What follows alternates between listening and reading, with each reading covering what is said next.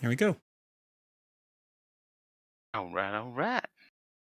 Let's put the announcement in the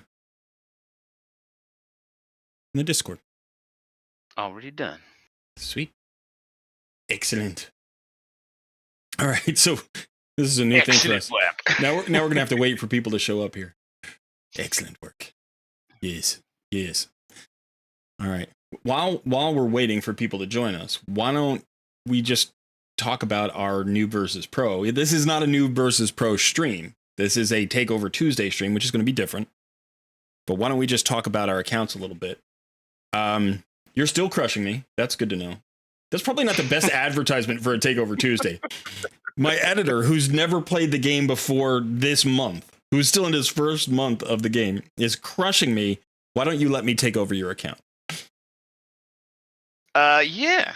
The thing is, I think I just got some, decent pulls. Yeah. And I'm not really that far ahead. You've had to go out of town a little bit here and there, and that gave me some extra time to, That's true.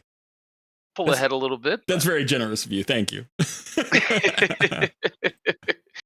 not the player, it's the game. Yeah. I mean, also, I think every time I say something like this in stream, somebody says, well, you've been coaching him. And that is true. I've been coaching you. That is true. So there is that. That's not nothing. Let's see if I can actually do these. This would be good. I can do my faction crypts today. Yeah, so my account is not in the best shape. It's doing okay. I've resigned myself to the fact that this is going to be more of a grind than most of my accounts. Every fifth account, maybe every fourth account I hit, it's just a grindy account. You don't get any good pulls. You have bad RNG with the drops on gear and stuff like that, and you kind of have to slog it through, And the good news is somewhere along the line, something picks up. Like whether you're waiting for, a 2 times event, an ancient shard event happens, or something happens, and all of a sudden you get one champion. You're like, ooh, now I've got somebody to invest in, and all of a sudden you start to push. Now sometimes that takes a while. Sometimes that takes like 3 months, and that can always be super frustrating. But every once in a while, you get lucky. Okay, that's not enough, and you can unlock a lot of progress. You just have to wait a little bit. Just have to get to that spot. Got to stick to it. Let's go ahead and try. Did you mean to have me on screen as well, or? No, not right now. Now you're just voice. Now you're just a disembodied voice. I'm just a disembodied voice. Yeah, just a disembodied voice. But people are starting to show up. Let's go say hi. Howdy, everyone. All right, Shikarian's here. Joshua Murphy, Mr. Fudan, and Ian is here. Hello. Welcome all. Thanks for joining. We're doing a different kind of live stream today. Today is Takeover Tuesday. So I'm going to be focused on my first takeovers ever. We're probably going to wait until about 3 o'clock. And then somewhere around 3 o'clock, we're going to launch into this. For the first half an hour or so, we're just going to chat. We're just going to show off what's been going on. Yeah, so I'm doing pretty well, actually, in faction crypts. How are your faction crypts going, son?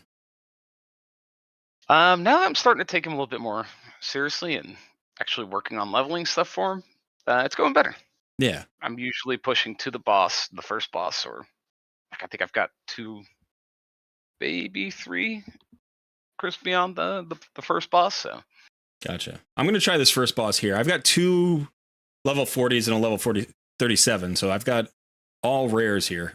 It's not that they're good rares, but I have them built. I have 2 of them built. I have 1 epic. Oh, my reviver just died. I could maybe put some gear on that reviver, and he might allow me to get through this, but we'll have to see if I'm bringing enough, if I'm even close at this point. Because the only faction I beat a boss on is my starter faction. Nope, these guys are getting wrecked. Okay, so that's not going to be a thing. So I don't have to worry about that. That's good. I don't have to worry about building anybody else out. But maybe we can get some stars here.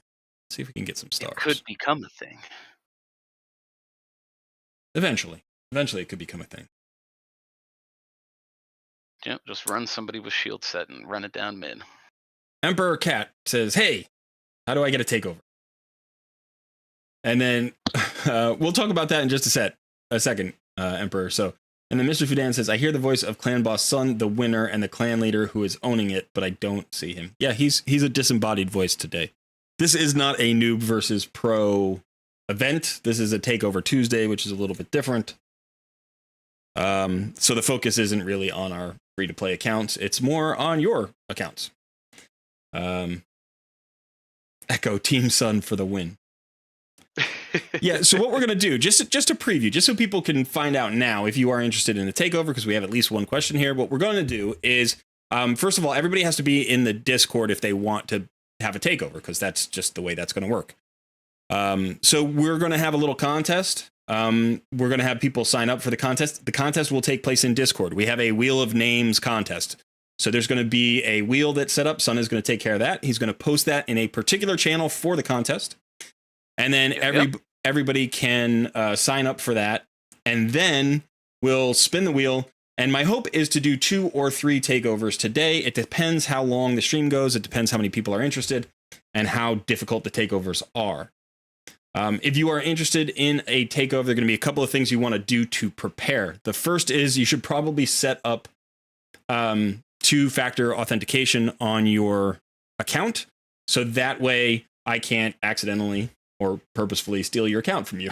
I mean, that would be really bold here on a live stream to just start ripping people's accounts, right? Just pulling them. But I've heard horror stories.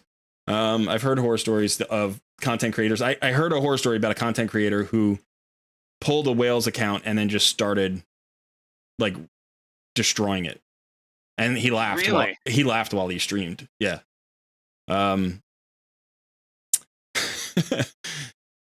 That beautiful bean footage. But yeah, I've heard horror stories of that. I don't know the actual incident. I haven't seen it, but I've heard of that.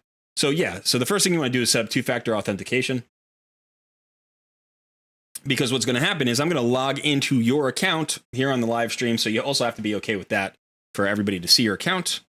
Not your account information, but just, your roster, the state of your account, your name, those things.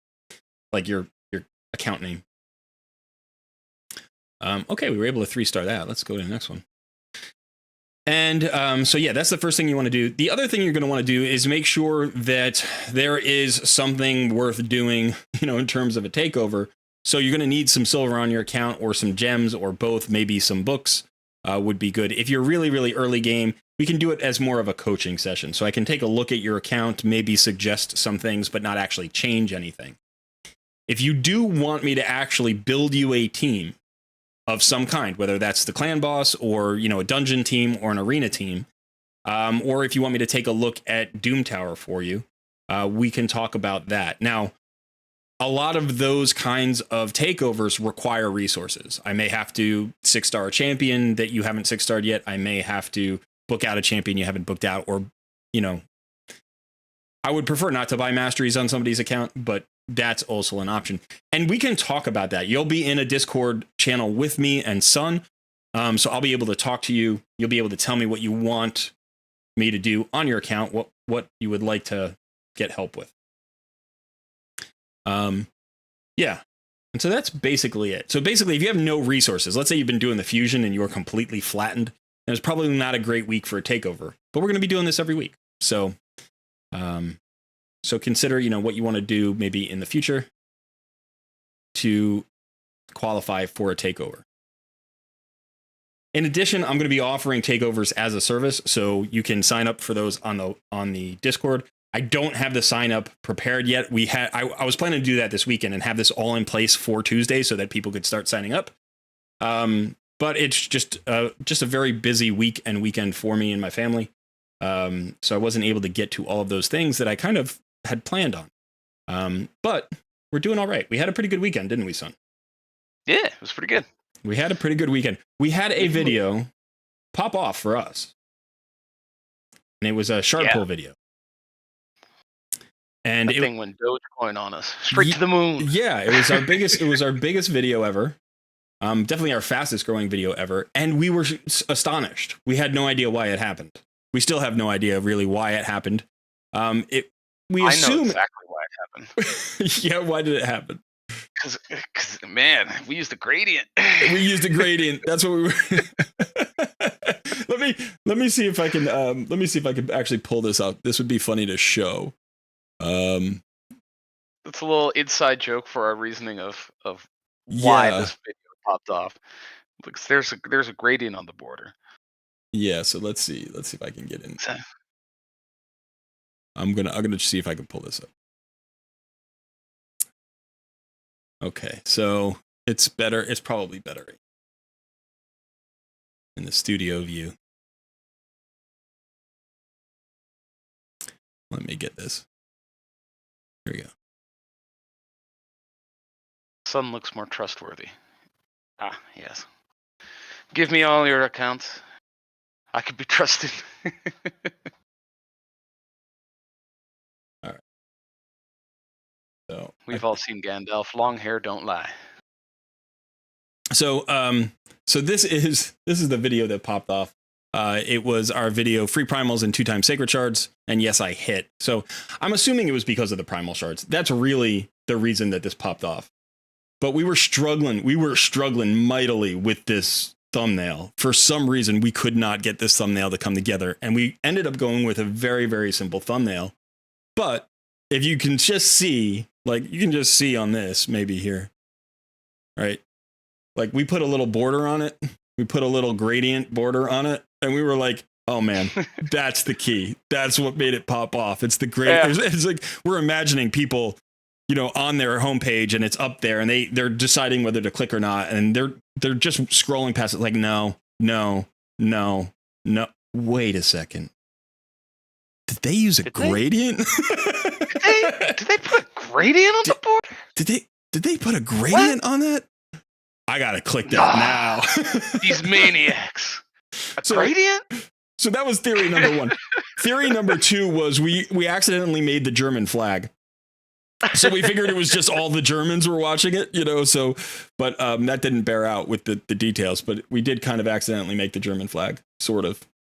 And then the third thing we were thinking, we pulled it back a little bit, but originally it was looking like the MasterCard logo. And so we just thought maybe it was a brand loyalty thing, like MasterCard users were like, hey, that just feels really comfortable. I'm going to click on that. So we couldn't quite figure out what was going on, but it popped off and it got us 4,000 views in the first 24 hours, which is the biggest video we've ever had. So that was exciting. Yeah, so that was good. And then the weekend was generally good. Generally good. I'm going to just reset my camera here for a second. Good times. Let's see. Okay, so all right, let's see.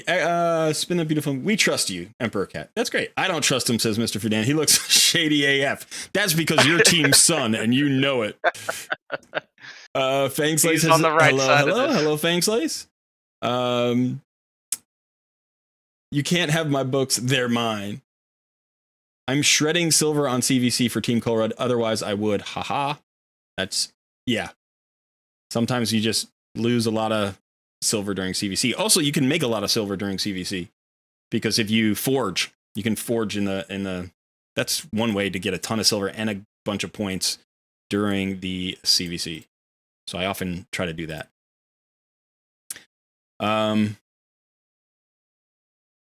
I told my family, they all watched it. I have a big family. So Mr. Fudan got all of our views. He's got a big family. 4,000. Yeah.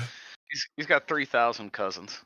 How long would the account takeover be for? 30 minutes, an hour, etc. So currently for the takeover Tuesday, it's as however long it feels like is reasonable. Probably somewhere in the, you know, like on the short end, it might be like a 20-minute takeover if somebody just wants a little bit of coaching and isn't looking for a lot of work on it. On the long end, it might be like 45 minutes to an hour, depending on what we're taking on. And as long as it's still interesting, we'll keep trying. But the actual stream is probably only going to run for about 3 to 4 hours, somewhere in that range. So we'll see how many takeovers we can do. I'll probably cap it at like 3 unless there are several short ones, and then maybe we'll do a 4th. So that's a good question. They thought it was a Mr. Clean commercial. Yeah, I know. I've gotten that before. I've gotten Mr. Clean. I've gotten Kojak. I've gotten all of the Chrome Dome jokes and responses there. CVC is the best time to forge, Bryce. I agree with you. Or anytime you desperately need silver for some reason. How much for the takeover? For the takeovers today, it is a giveaway, so there are no costs for the takeover. However, I will be offering takeover services, and those prices will be outlined on the Discord eventually. We're hoping to get there. We haven't got there quite yet. I don't know if you missed it, but we had a very, very busy weekend and didn't quite get to everything we wanted to get to. For everything we knock off the list, 3 more get added. Kevin C says, do you charge for takeovers? And if so, what are the pricing? Yep. And Tributor, I'd be interested in maybe a short one or something. How do you sign up? So, yeah, we will be doing that in a little bit. We're going to start that process just in front of 3 p.m. so we can hopefully maybe get our first takeover set up for 3 p.m. It is 2:35 right now. So in about 15 minutes, we'll start taking applications, or not applications, I guess, just contest entries. We're going to do it as a contest. We're going to do it as a giveaway, but I'd like to get a few more viewers in here so we just get some more opportunity. Maybe we should put an announcement in the Discord as well, son. Can you manage that for me? Already did. All right. Thank you. Not just about the live stream, but about the contest. Yes, Okay. already did. Great. That was part of the announcement. The man is a professional. He's very good at his job. So, all right. Yeah. What am I doing on screen right now? I'm just doing this stuff. Okay. So yeah, and again, like I was saying before, and I'll go over this all again probably in about 10 minutes anyway, but think about what it is that your goal is for the takeover. If you have a place that you're stuck, if you want help potentially identifying your next 6-star, or if you want help in the arena or clan boss or Doom Tower or where have you. And then also make sure that you have some resources available. If you ask me to do something and I take a look at your resources and I can't do it, we can always change tack and do something else. That's fine. So I'm not going to be like, hey, you lose your takeover. I'm not worried about that, but we'll bring you into the chat channel here, the voice channel. Don't worry, people on the live stream won't hear your voice, but I will need to talk to you in order to determine what it is that you want. If you don't have a microphone, that's fine. You can use chat and Sun will relay to me your communications because I can hear him just fine. Yeah. Ooh, I got another shard. By the way, I should do this. I should show my I need to show my main account. I went ham on my main account. Oh yeah. Yeah. This was I got to remember what every login account is called. Nothing's called what it should be called. Except for the new account, which is Colred Plays, and that's easy. But everything else, it's like, before I became a content creator, it's like one of them is like my first name, one of them is my middle name, one of them is my gamer name, one of them is my full gamer name, one of them is my gamer name backwards. It's like it's not a good combination. I'm interested in this Explorer Deck of Fate. I don't know. I like the new rewards. The rewards are a little bit better than they were the last time around. But this is kind of cool that they're offering Righteous Pieces and Defiant Pieces. Both are really strong. What is this piece here? Killstroke is not bad. I didn't realize they changed the rewards. Yeah. And they're offering mythics too, which is crazy. And 6-star glyphs. Now I don't know, what these will come from in terms of like, I guess I don't know if the border is not border is the rarity of the prize, not the rarity of the card. So I don't know what's going to be coming from common cards, rare cards, and epic cards. But it's cool that they're offering this. Now they're offering the Cruel set as well. The Cruel set's a fine set. Like there's no problem with that set. And the Divine Speed set, out of like the old school special sets, those are probably 2 of the best. I think both Divine Speed and Cruel are worthwhile. But I kind of wish they just had kept it to all of the Forge Pass sets, mean, Defiant is so strong. It's such a good set. And then Righteous is really, really good. Righteous is more of it's a little bit more specialized, I think. Defiant is like, you can really use this on a lot of champions, but the Righteous set is really for cleansers. Like, anybody who you just don't want locked down, or anybody who needs a lot of resistance. I guess it's a good set for Hydra clan boss. Put this on your Mischief tank. That'll be good. So yeah, so kind of cool. I'm interested in that. And then let's see if I can show you what happened. I did it. I put it in the video. Did we put that video out yet? Which one? Yeah, we did. I was talking about gems, like what to spend your gems on. I don't know if people have saw that video. But one of the things that I did is I spent some gems. I used all my ancient shards. I pulled all my ancient shards here to win this champion chase tournament. And it got me 2 additional legendary tomes. I haven't even looked at my gear. I don't even know. Let's go look at that. I got a 6-piece set of mythic relentless gear, 6 stars. And then I also got my my fusion completed. So it was pretty cool. But you can see here, I'm down to 10 ancient shards. I do have 3 primals though, which is cool. And I only have 1 sacred left, which is the least I've had in like over a year. I've always had at least like 4 or 5 left after a shard event. So I really went all in. And I did in fact hit. I hit on another legendary champion here. Let's see. Not somebody good, but I did hit. Where is she?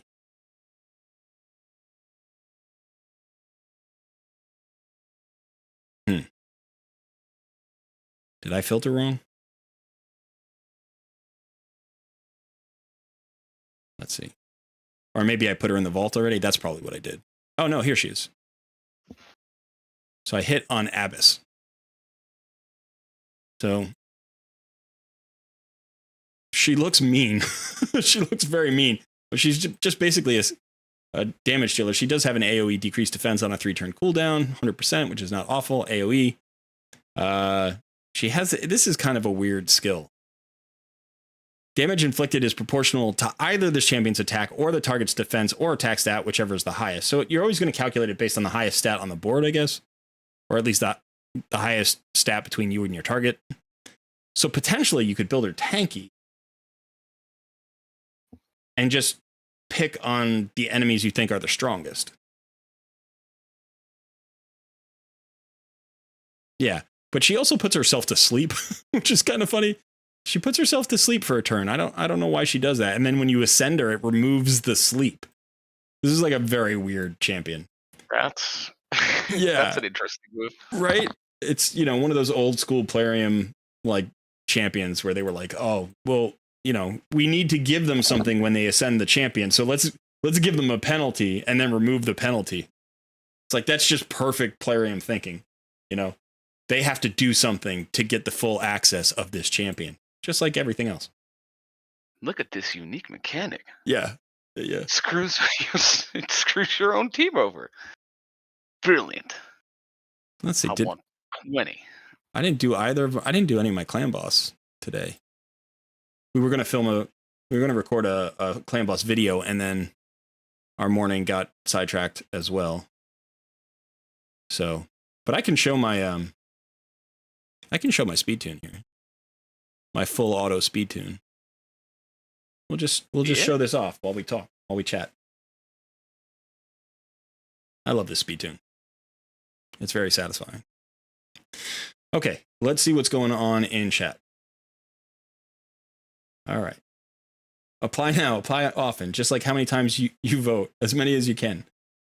Could take a look at my clan boss team if you wanted, but as I say, low resources currently. I'm happy to take a look at clan boss teams if people are looking for advice on how to improve that clan boss team. But again, if you don't have a lot of resources, then I can't do much for you other than kind of give you a preview of maybe a direction you could go. Colred will give you some of his resources. I am not resource rich. I just spent like 6,000 gems, and I'm a free-to-play player, so yeah, I'm not giving away resources. If I were to win or get a takeover done, go easy on me, Kevin C says. Yeah, I'm not going to be trashing accounts. I don't know. Sometimes I see Hell Hades takeovers and he's like, this is what's going on here with this gear. Why no speed? Why is there no speed on your account? I'm like, dude, let him slide a little bit. Probably because he hasn't watched that many videos yet. But yeah, don't worry. I'm not going to be trashing anybody. Okay, Bryce says, but if you can whiff on them and get all flat stats, to flip cards. Epics are common, legendary from rare cards, and mythic from epic cards. That makes sense. And watched it, was a good vid. Thank you, Bryce. She has the crazy eyes. That's true. She does have the crazy eyes. Talk to me about Aina. I got her today. I also got Inquisitor. Let's talk about Aina. She's actually not a bad champion. Although you have to be in a specific place to get the most use out of her, and we'll talk about that. Inquisitor is great for Hydra and anywhere with fear mechanics. Yeah, we can talk about Inquisitor Shmael. I have some resources to spend, a bunch of gems, but I could definitely use direction. Okay. All right, so let's just take a minute to talk about a couple of champions, and then we will move on into how to go ahead and do this contest to get the takeovers. And then we'll start doing that hopefully in about 10 minutes. All right, so let me see. I'm going to pull up because it'll be easier to do this on the website. So we have Aina, I think. Let's go ahead and see if we can do this. All right, so we're just going to go on hellhades.com. And here she is. The wonderful, the amazing Aina. So yeah, she's solid. She's a pretty good champion. You can see here she's rated high for clan boss, and that is her best use case. So that's definitely true. Now the reason is, if we talk about her, okay, first of all, she has an A1 that hits twice and has a 20% chance of granting an extra turn. Now, because she is a damage dealer and her extra turns don't really affect anybody else on the team, this doesn't throw her off for clan boss. So if you were speed tuning a team, you want to make sure that you can have an extra turn champion in the mix. Sometimes it'll throw something off. Usually it doesn't, but sometimes it'll throw something off if the speeds are really, really tight. So if you're trying to speed tune and you need very, very precise speeds and there isn't much leeway, then extra turn champions can be problematic. But often you can put even a relentless set on a damage dealer, and as long as there's a bit of leeway with the speeds, that extra turn won't mess anybody up. Now, on her A2, she does bring a weaken, and you'll notice that the multiplier here is phenomenal. It's 6.4%, and it does godlike damage. So she hits really hard. So she's a debuffer with a hard-hitting A2 and a hard-hitting A3. On her A3, she brings the decreased defense. And so you get the weaken and the decreased defense from the same champion, and both of these skills hit very hard. Both debuffs are 100%. Now, the one tricky thing with her, other than the extra turn mechanic, is the fact that her decreased defense is on a 4-turn cooldown and it doesn't book down. So her weaken is on a 3-turn cooldown, which is great. That's where you want it to be, typically. A 4-turn cooldown isn't unusable or anything like that, but you may want to bring a buff extender or a second decreased defense, because this won't be up all of the time unless you're going extremely fast, in which case maybe you could get it up all the time. But it is, I felt that, son. I felt you twitch over there. Oh, how did you know? I knew as soon as I said it. As soon as I said it, I was like, he's writhing in pain, keeping his mouth shut. So hard, man. So, phrasing. It's a thing. So anyway, yeah, this may not be applied 100% of the time. You don't have 100% uptime on this. So, but she hits very hard, and she's very good debuffer and damage dealer for clan boss. So if you're struggling to get a weakened champion, or you want, multiple roles in one champion, she's actually very good. Remember that she's magic affinity. Any affinity debuffer will weak hit against their, the affinity they're weak against, and you will lose those debuffs. So sometimes when you have a damage dealer like this or a debuffer like this, you want to have another one in reserve for when the affinity changes. So she could be used against, magic, void, and spirit because she's strong against spirit. But then for force affinity, you would pull her out of your team and put somebody else in her place. Outside of clan boss, I think the most likely places you would use her would be like certain boss fights. So you could definitely use her against the dragon. You could probably use her against like some of the Doom Tower bosses. I don't know that I would use her in a whole lot of places. You can see from the ratings here, she's got some decent ratings. She's okay against Spider. So yeah, I mean, she's okay out there. But if you just need that kind of role covered in order to, improve your clan boss team, you could use Ina. Now, one last thing I will mention about this is if you can find the accuracy and get the speed right, you can also put her in a toxic set, and that's going to bring more damage to your clan boss team. Or if you have the better gear, like, if you have Savage set or something like that, where you can ignore defense, I would go that route instead. But a toxic set with, the 2.5% poisons, you can use that on a direct damage dealer to get a little bit more damage out of them if it doesn't mess up your other stats. All right, and then let's talk about who is the other one. Oh, Inquisitor.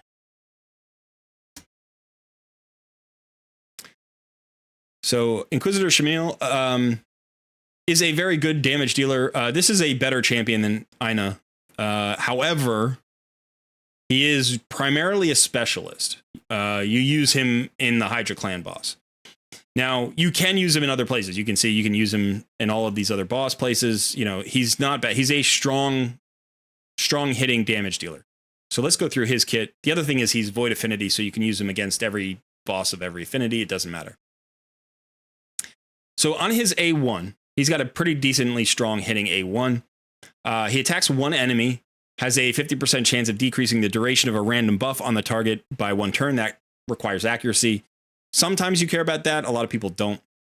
Every time an enemy places a debuff on an ally, he uses this skill against that enemy. So every single time somebody places a debuff, he will counterattack that enemy. Every time. If somebody places, say, a poison on every member of your team, he will attack that champion, whoever placed those poisons, once for every debuff that lands. So if somebody places, 10 debuffs, if somebody has like a drop defense and a decrease attack on the same skill and they hit everybody on your team, you'll just ping them 8 times, 10 times, however many champions you have, So these counterattacks only deal 50% of the normal damage and cannot be critical. So they are less damage. However, if you have a blessing, like Phantom Touch, that Phantom Touch will get a chance to proc every time. If there are multiple champions in the team with the skill, only one. So that means if you layer multiple Shamils in the same team, only one of them will actually do the counterattack. Now, this is written weirdly. I don't know exactly why this is set up this way, but okay. So this A2 attacks one enemy 3 times, will ignore 25% of the target's defense, will ignore further 25% of the target's defense for each buff on this champion. Places a True Fear debuff on all enemies for 1 turn if this attack kills an enemy. So if you can get 3 buffs onto Shamil, he ignores 100% defense. This is one of the easiest champions to get to 100% ignore defense on, because all you need is 3 buffs, and then defense doesn't matter. This is an incredibly hard-hitting skill, right? First of all, it's a multiplier of 2, but there are 3 of them. So it's like a multiplier of 6. And then it's 100% ignore defense, potentially. So it's a 6 multiplier, true damage, basically. So it's incredibly strong. In addition, if you actually kill somebody, you can place True Fear debuff on all enemies for 1 turn if this attack kills an enemy. People use him in live arena specifically for this. Every once in a while, I'll come up against a Shamil in live arena, and he will just nuke out one enemy on the other team, just completely ignore defense and destroy a tank, and then place that True Fear debuff on everybody. So he can be very good for that. And then finally, each critical hit fills this champion's turn meter by 7.5%. So the counterattacks can't crit, so you can't fill off of the counterattacks. But on his triple hit, you could get 3 crits. Whenever an ally receives a Fear or True Fear debuff, this skill will instantly remove the debuff and fill the ally's turn meter by 15%. This is why he is a Hydra Clan boss specialist, because I think it's the Head of Torment places fears on your team whenever you hit the Head of Torment. Pretty sure it's the Head of Torment. And so every one of those gets removed. He just basically makes your team immune to fears or true fears. So he just removes them. And then if you have 6 champions who just got feared, or I guess it wouldn't be that, because I'm sorry, you're attacking the head. So when you attack the head, you get the fear, he removes the fear, and then shoots the head with the A1. So incredibly powerful, definitely worth a 6-star if you want to get into Hydra Clan Boss. And also very good in other places. Like he's not bad against wave content, not because he can kill a lot of targets, but because he will nuke one champion out and then fear everybody.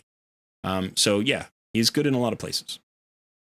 But like I said, he's still kind of more of a specialist. Like I'm saying, yeah, he's good in a lot of places, but really you want him for Hydra. You want to build him for Hydra. He's a perfect Hydra solution. Build him there and then worry about all the other stuff later. Okay, let's go back to the game here.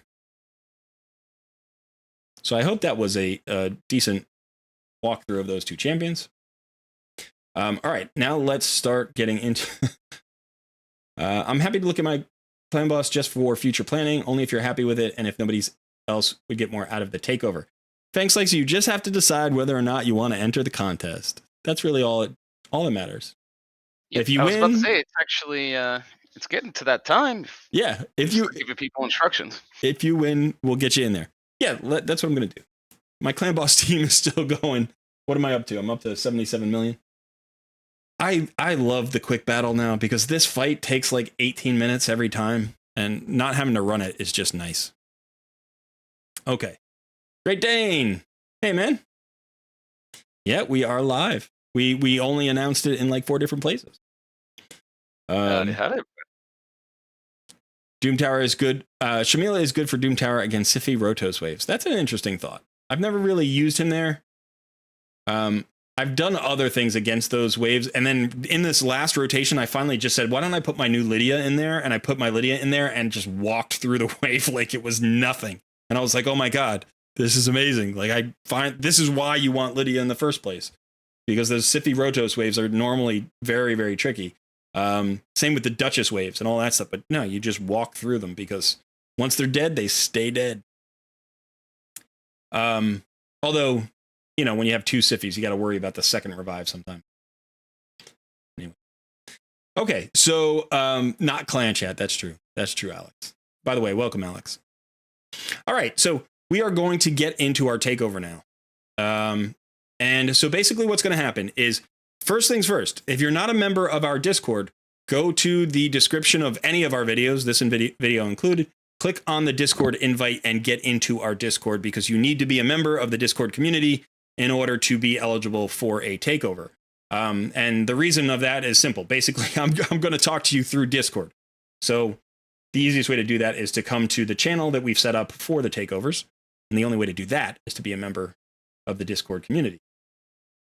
The second thing that's going to happen is that right now there is a channel. So there's a Coach's Corner category in our Discord. You want to go to Coach's Corner.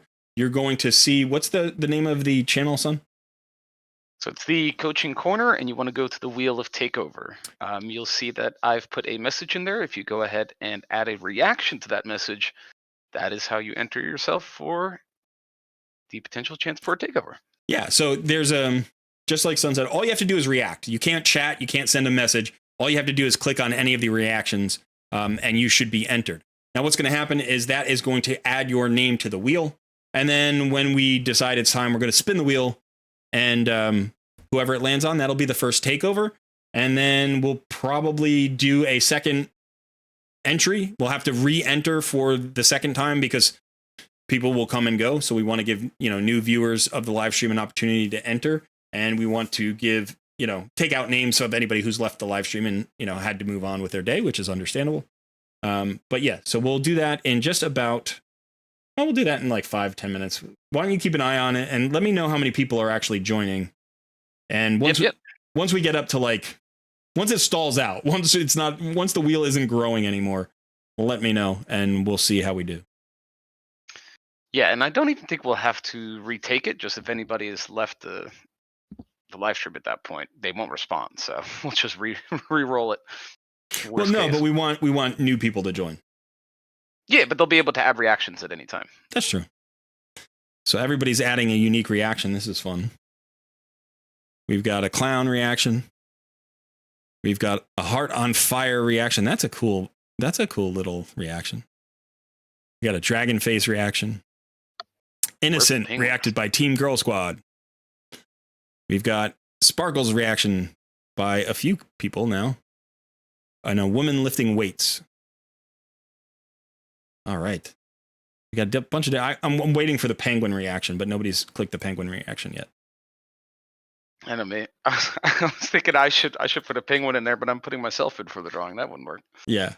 I could take over your account. It's not like you don't get enough coaching. Yeah. Yeah. So just a reminder. It's rigged.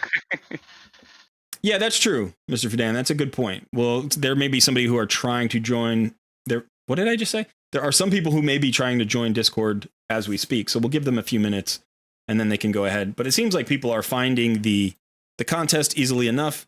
And surprisingly, we've got a number of applicants here. So just a quick reminder. I said this at the beginning of the stream, but we may have new people here. You want to do a couple of things to get ready for a potential takeover. The first is add 2-factor authentication to your account. So I'm going to be logging into your account and you want to make sure that it's protected. And I'm going to need access to you in Discord. Like, you're going to join a special Discord channel with me. And you can use your microphone if you have it, or you can just tap. You can just type out chat if you need to. So when we do the 2-factor authentication, you can just give me the code and we'll put that in and make sure we can get into your account. And I won't show that on the screen, I promise. We're not going to do that. Be like, hey, everybody, this is Mr. Fudan's account. Feel free to log in with these whatever passwords and codes. I picked Mr. Fudan for a reason. That guy's been mouthing off a whole bunch. As a member of Team Sun, he's constantly poking at me. He's representing. Yeah. I gotta say, Mr. Fudan, I appreciate how often you comment on the videos. You always make sure to add a comment in there. I always enjoy them. And then you get into a live stream and you're like, I've been too nice to Colred today. I was really nice on his video. During his live stream, I gotta slam him a couple of times. He comes back. Oh yeah, Great Dane. That's a good idea. That reminded me, if you haven't liked the video, please like the video, because the more we like the video, the more people will get the live stream. They'll see that it's up. They'll come here. They'll join us, and they'll watch me take over your account and be impressed with how good of a player you are. That's what it is. Playful roasting, Alex says. Yes, I don't mind.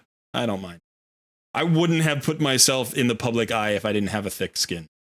I can definitely take some good-natured ribbing. Yeah. Okay. So stop it, son. Stop it. I don't know what it is about getting a whole bunch of people. We get on a live stream and you become like a 13-year-old. Oh man, I'm always a 13-year-old. That's true. Yeah, and I am when we hang out. That tends to be our modus operandi. We tend to regress a little bit when we get into. It's funny too, because all day we're working business. We're doing business. We're talking about, we got to get this video. We got to hammer out this. We're working on the schedule. We've got all these details. We've got frustrations of things that we've messed up. Whatever it is. And then we get to a game where we're just playing, and we're 12-year-olds. Yeah. We go from professional mode to like playground mode in a split second. But yeah, okay. So there we go. 120 million. 120.48 million damage done. 1 key, Ultra Nightmare, Demon Lord, Clan Boss, getting stomped. By the way, let me ask while we're waiting, if people have watched the Clan Boss videos and what they think of the series, because I've got at least 3 more planned. And one of the things that we found out today was when we put out our second one in 3 days, it didn't do much. People weren't that interested in clicking on it. And we decided to change the thumbnail and we changed the title a little bit to make it visually a little bit different. But I've got a 5-part Clan Boss guide planned. And now I'm a little worried that Clan Boss Week was a bad idea. Like, maybe I shouldn't do 5 videos in 7 days about the Clan Boss. So what do you think? Should I spread them out a little bit more? I'm asking you. What do you think? Should I plan them out. I'm always looking over here because that's where sun is. Sorry about that. You're right there. I'm like talking to you. I feel like I don't know what that is, but it's like when you're watching an announcing team in the booth for like, Monday Night Football or something, and then they show the team, and then one guy's always looking at the other. So like, what about you? Like that's what I'm doing. I'm doing that thing. But yeah, what do you think about the Clan Boss series? Has it been too much in too short a time, or do you want all of it? Do you want all of it right away? Because I've been getting requests for this video series. I've been getting tons of requests for Clan Boss videos. Oh yeah.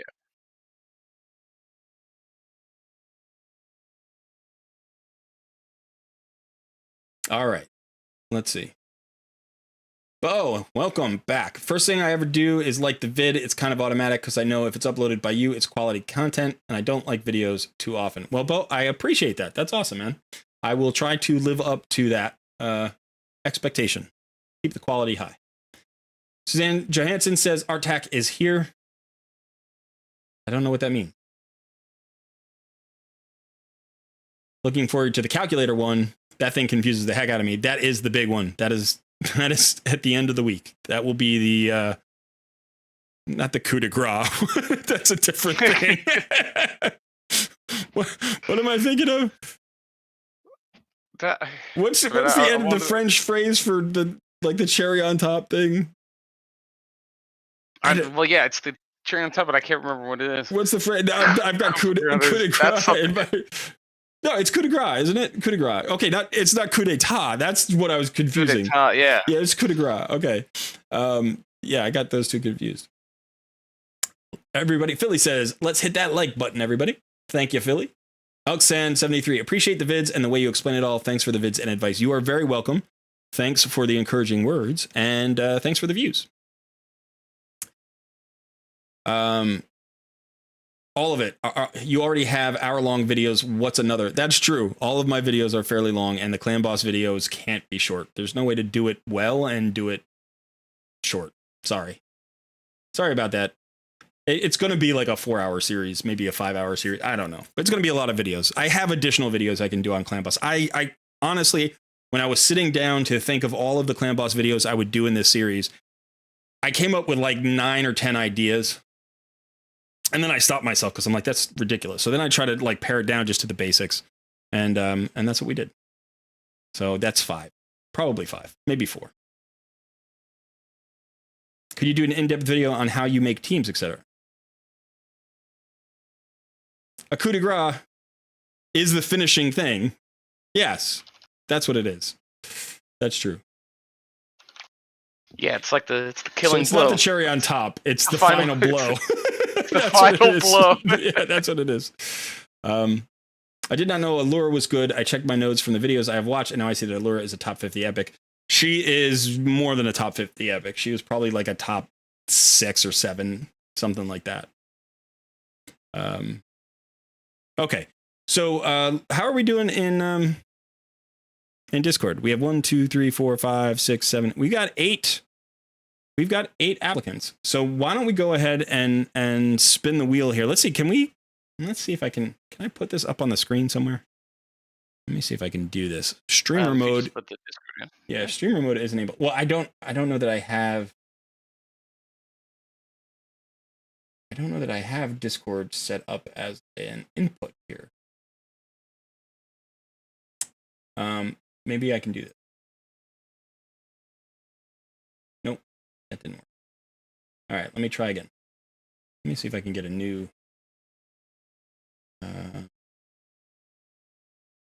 capture here.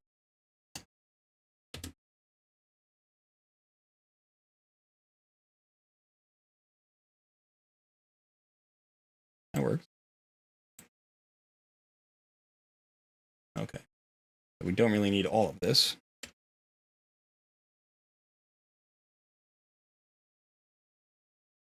Let's just... Okay. And then let's go ahead and switch this one out.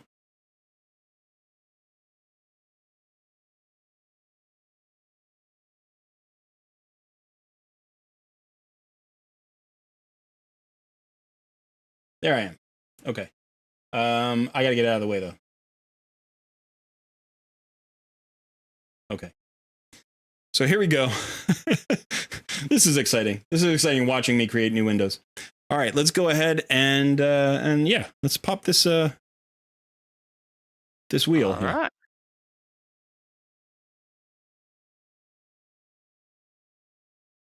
The wheel of names is thinking. I didn't know the wheels could think. Still thinking. It's a deep thinker.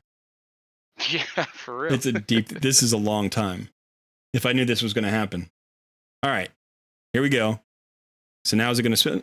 Oh, that's it. It just popped up with the winner. Yep. All right. Team Girl Squad. Well, the winner is at Team Girl Squad. So yeah, apparently that is that's how that works. That was anticlimactic.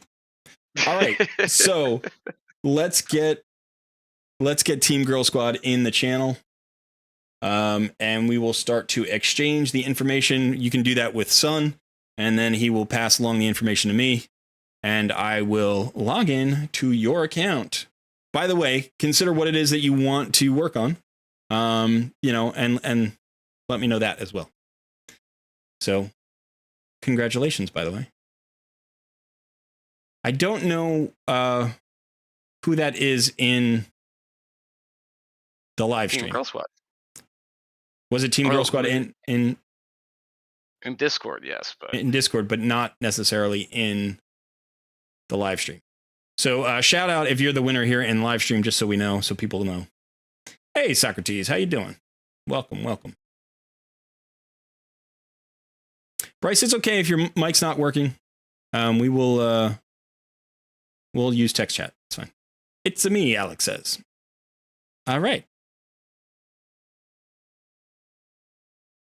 So let's see. Anything else I can show off? How's my clan doing? I have not done much on this clan stuff. This is the week where everybody's trying to lose their clan v clan, right? Because it's not personal rewards. So we think next week's going to be personal rewards. My clan doesn't know how to shut it down. My clan never shuts it down. They always go ham. And the funny thing is we go ham and we lose by like 200K sometimes. And then the next week we go ham and win by like 3 million because everybody's trying to lose.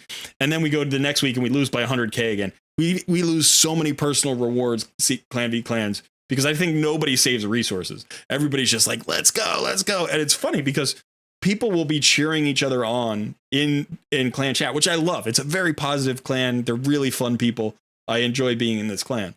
But it's like, hey, we're doing great, guys. You're doing great. And then we're like, you know, it's like we're winning by 640,000 points, you know, less than 24 hours in, like, what are we? We're 9 hours. Is that what it is? Is it, how long is clan v clan? Is it 48 hours? Whatever it is. You know, it's like we barely started. The good news is I like winning multiple rewards, you know, winning the accessories is nice. So, I mean, it looks like we've got good accessories this week because last week we just won the arena ones, but I want the shield ones. How we doing over there, son? doing good, doing good. So, yeah. And Team Girl Squad is who in YouTube? I'm sorry. Alex.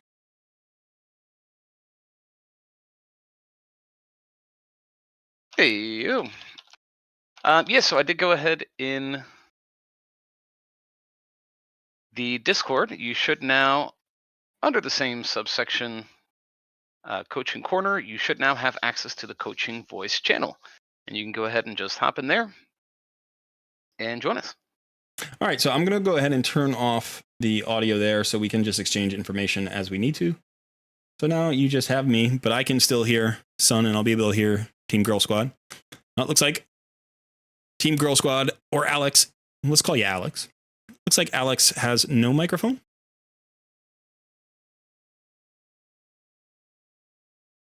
Excellent. Excellent. All right, so we're going to get this going.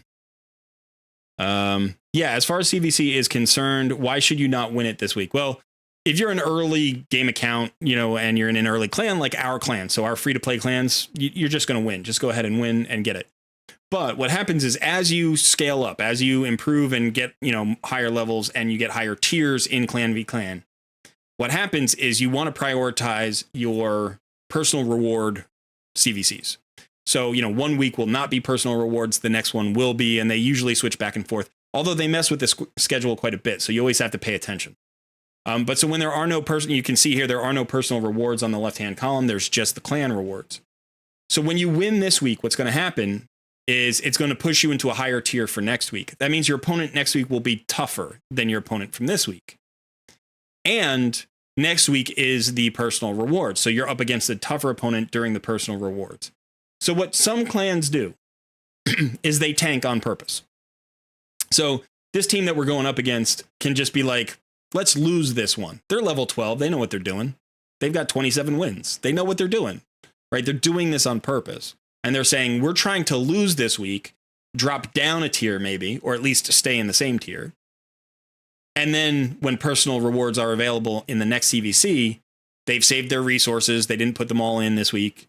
So 2 weeks from now, they're going to pop off and try to win their personal rewards battle. And that's a good way to do it. I mean, it's not a great system. Like, the system should be better. But that is, in fact, the way it works. All right. Are we getting the info?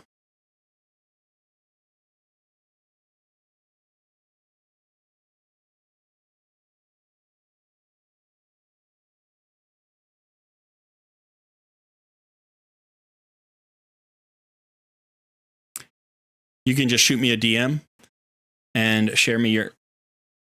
Yeah, don't put it in the channel. Like, just send me a DM, and then I'll get the info and I'll log in.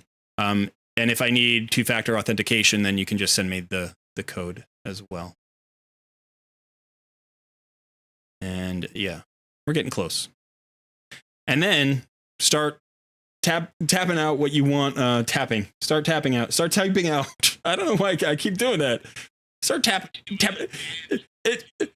It's like you're on an old Morse code tapper. Like tap tap. Like it's a Morse code message. Send me in Morse code what you want me to do to your account, or for your account, I should say. What you want me to do to your account? It's like, yeah. What would you like me to work on your account? I guess this is my first ever takeover, folks. So we'll see how it goes. There's potential for disaster here, by the way. I think that's why some people are here to view this. They're just like, hey, I heard Colred's going to take over somebody's account. That poor sucker. They don't know what they're in for. It's like, we'll see. I feel okay about it. I don't have a problem. People are constantly asking me questions about their accounts, and I'm giving advice all the time. Now, whether or not that advice is any good, we have yet to see that play out in a live stream. So, if I have time to burn, tell you about Allure. That's a good point. What about Allure? Other than the fact that she's one of the best turn meter control champions in the entire game, that's all you need to know. Build her with accuracy. Build her fast. Anything else you can do, put tankiness on her, keep her alive. And she's got a triple hitter on her A1. Each hit has a chance of reducing the turn meter of the target by 25% if it's a critical hit. So you need 100% crit rate, I think. So 100% crit rate, accuracy to whatever level you need that accuracy, as much speed as you can squeeze onto her, and then everything else is HP and defense. So she's a little bit stat hungry because of the 100% crit rate. If you can do it without crit rate gloves, that's a good way to do it. So go ahead and treat it as if you were like building a nuker with crit damage gloves where you needed to get your crit rate from all the other sources. You can do that. You can even build her in a team composition where you have a increased crit rate buff, and then build her at 70%, just like you would a nuker. But, HP percent or defense percent on the gloves are going to make her more survivable. And probably at least one set of perception, if not 3 sets of perception. Yeah. Okay. I'm still waiting on some info. Let me see. Here we go. There we go.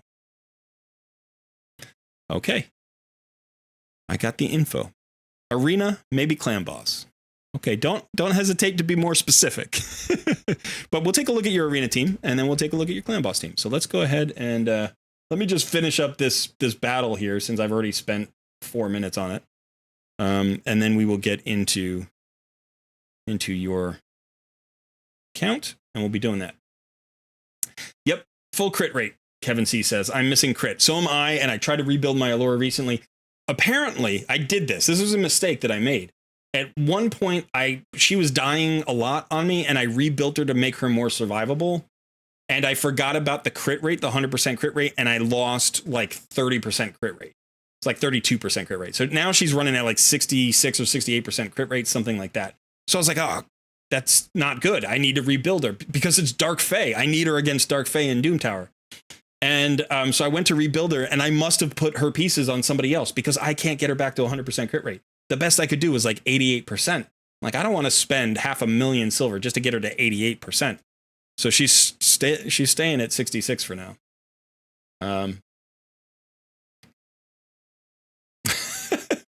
Mr. Fudan, yes. Colred, I put him on the spot, and he scores. What a pro. Yep, you did a gear cleanse and messed yourself up. That's exactly what I did with my Allure. This fight is taking forever. But you know what? It's just a faction war fight. Let's just get out of here. All right, let's go ahead and jump into the blue screen. Okay.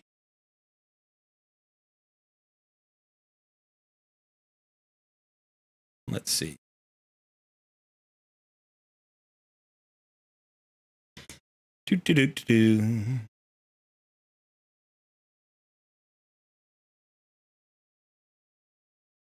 Stealing girl squad's account. Did I say that out loud? I'm not doing that.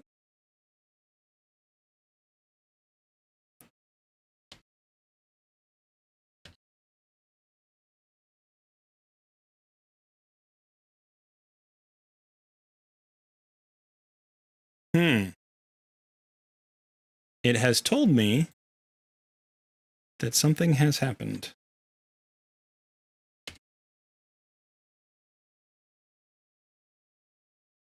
I'm getting an error message on the password.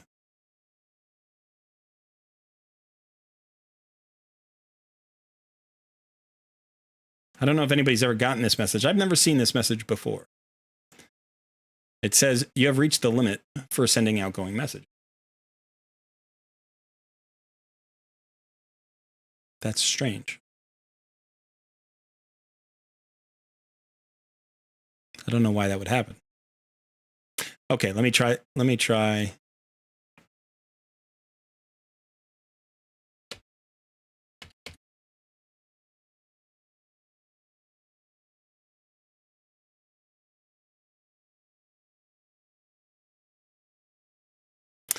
this. Let me restart player. In the meantime, let me see if I can't show you guys anything right now, unfortunately.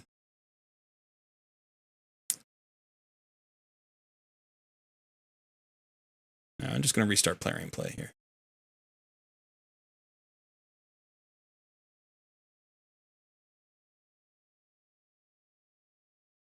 All right, let's do this.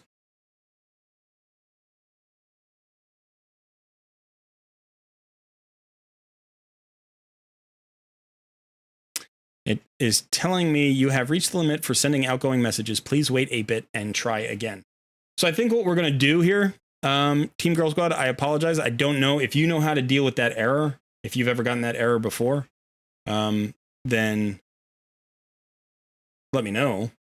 But if not, we may have to wait a bit and get somebody else in here in the meantime, and then get you back on later if we can. So yeah, send me a message in Discord if you know how to deal with that.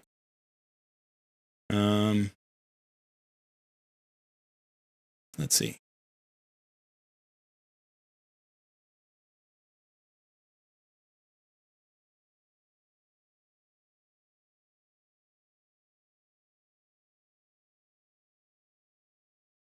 Never heard of that. Okay. Yeah, this is very strange.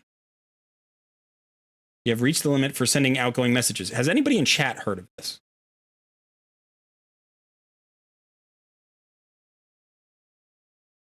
Nobody's heard of this error. Try the password as password or 1234. All right. Let me try this. Hey son, can you send me the information for your account? Let me see if I can add son's account, and if that doesn't work, then it's clearly on my end and not your end. But if I can add son's account, then it's your fault.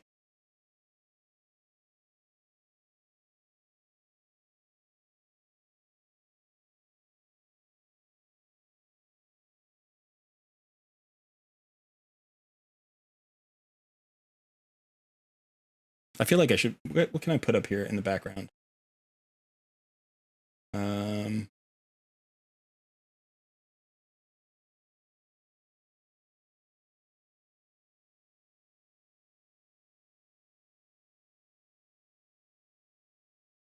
we go. That's something I can put up. I worked hard on that logo. It's not great, but you know what? It's mine. Might be on Plarium's side, says David Gribby. Might be.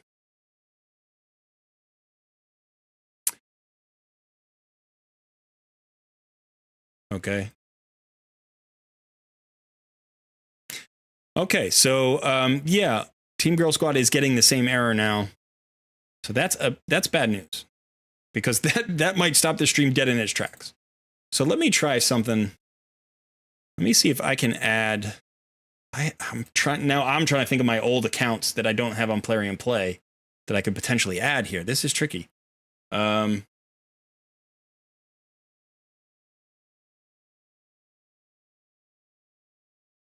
Yeah, so Mr. Fudan's also getting it.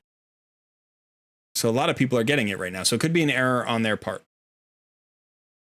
It's in the Plarium forum. All right. There is no solution as of yet. Let me see if I can log back into my own account, because this might not be able to happen.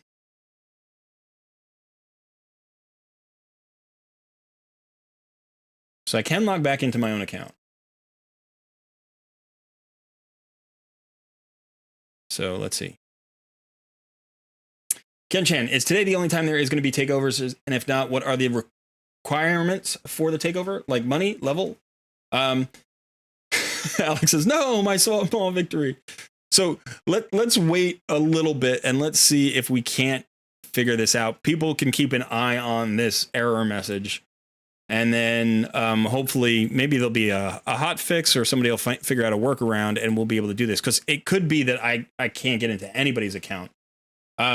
But for right now, let's just reiterate what's going to happen. So we've got our winner, but we can't get into our winner's account. So Team Girl Squad, we unfortunately can't get into your account right now.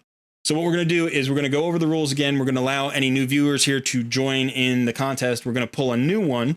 We're going to see if we can get into that account. And if we can, then we will try, after that, we'll try Team Girl Squads. If you are still here and you still have time to hang out, then we will try you afterwards. If we can't get into that account, we get the same error message, then we may have to just turn this live stream into a noob versus pro. Because at that point, we can't do any takeovers. So, yeah, for anybody who has recently joined the stream and doesn't know the rules, this is what's happening. We're giving away some takeovers today. We're desperately trying to give away some takeovers right now. Let me get something going on here in the background. I've got energy to burn. I want to make sure I'm using it. Let's go ahead and get into some Minotaur's Labyrinth. We're doing stage 13.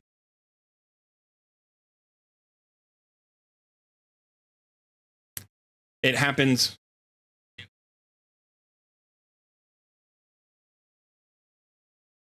Okay. Well, so here's a question. What if we don't use two-factor authentication? If Alex, it feels okay with that. And I don't know if you can log in. Maybe you can't log in to change it now. Maybe once you've logged in and put in two-factor authentication, that's the error that you're getting, which would be awful. Awful. What you could do is you could potentially log in on another device.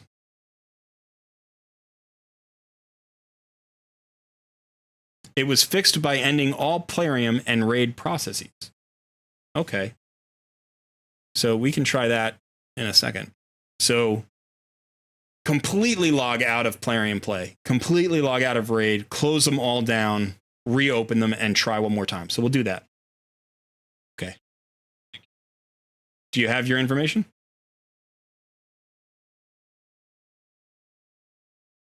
Okay. Yeah, so let me just beat the minutes right here. Okay, so let me outline this. I've been trying to do this for a couple of minutes now. All right, so anybody who has joined the stream, we are giving away takeovers today. We will be doing this every Tuesday, by the way. This is our goal, to do Tuesday takeover Tuesdays. So, there is you have to join the Discord. If you're not already a member of our Discord, you have to join the Discord. There is a space in the Discord called the Coaching Corner. And in the Coaching Corner, there is a channel called the Wheel of Takeover. And there is a post there by Sun. You will have to react to it. And once you've reacted to it, you are entered in the drawing for the win. Now, all you have to do is react. You can't chat or anything. Just click on any reaction you like or add a reaction to that post. We will spin the wheel, we'll pull a winner, and we'll do a takeover. Now, if you want your account taken over, first thing is you're going to need to give me your account information. We have a chat channel there. You can come and join a voice chat channel with just me. I'm realizing, Son, that people aren't hearing you. I'm turning you back on. You are now live. So you can come in here and chat with me. People on the stream won't hear you. We'll just have you in there. If you don't have a microphone or don't want to speak on the stream or like to me at all, you can go ahead and chat the information. That is totally fine. Not going to make anybody participate in a way they don't want to. A couple of things to consider about a takeover is, one, have a focus of the takeover that you would like, whether that's Clan Boss or Arena or Doom Tower or general, advice. Who do you 6-star next? Even a gear cleanse. I would do a gear cleanse for somebody. I would prefer not to. Not that I can't, but it doesn't seem like an exciting stream to do a gear cleanse for somebody. It doesn't cost any money. This is a free giveaway. But I will be offering that service at some point. The information will go up in the Discord. And so if people want takeovers or coaching, it doesn't have to be a takeover. If you just want coaching, where we get on, we look at your account, we walk you through some ways to improve your overall account. Or if you want speed tuning coaching, that's a thing. We can do that. So anyway, Plarium response is wait, and it goes away. Okay. Yeah. So that's the whole thing, and then if you want a takeover as well, make sure you have some resources available. So, some silver, some gems, maybe some books, because if we need to build out a champion or if we need to replace gear on a champion, we're going to need silver to do that. So, you probably want at least 20 million silver and probably a few hundred gems.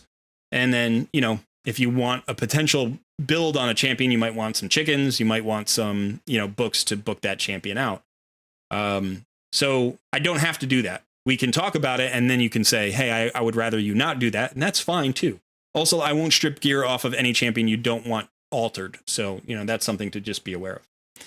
But all right, we're going to try this again. Let's go ahead and see if we can't get onto Alex's account.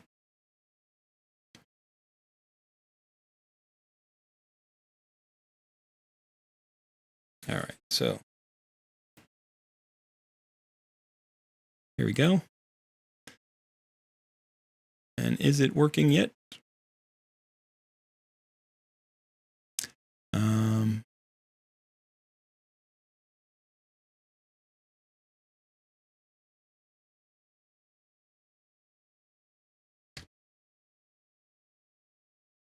Nope, you have reached the limit for sending outgoing messages. All right, let me go ahead and just jump out of everything. I'll use, whoa, sorry about that. Let me just close down everything to do with Plarium Play that I can find. Yeah, like I said, if you want to test mine, it's in there. And that'll tell us if it's the two-factor thing. Yeah. I'm just going to try this first, and then we'll do that. if we need to. There are a lot of processes that run from this. Let's see if there's any raid stuff that's up. I don't see any raid stuff now. And I think I got all the Plarium Play stuff out.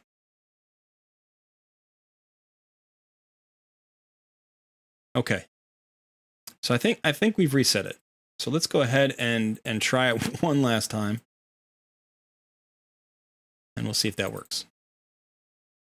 Alex, I'm sorry this has been so tricky. This is something that we'll know for next time, but this is something that we can account for maybe.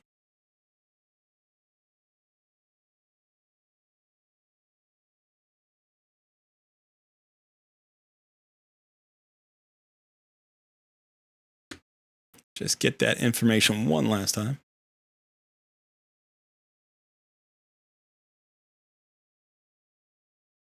I'm trying to remember the password and not say it verbally on the stream.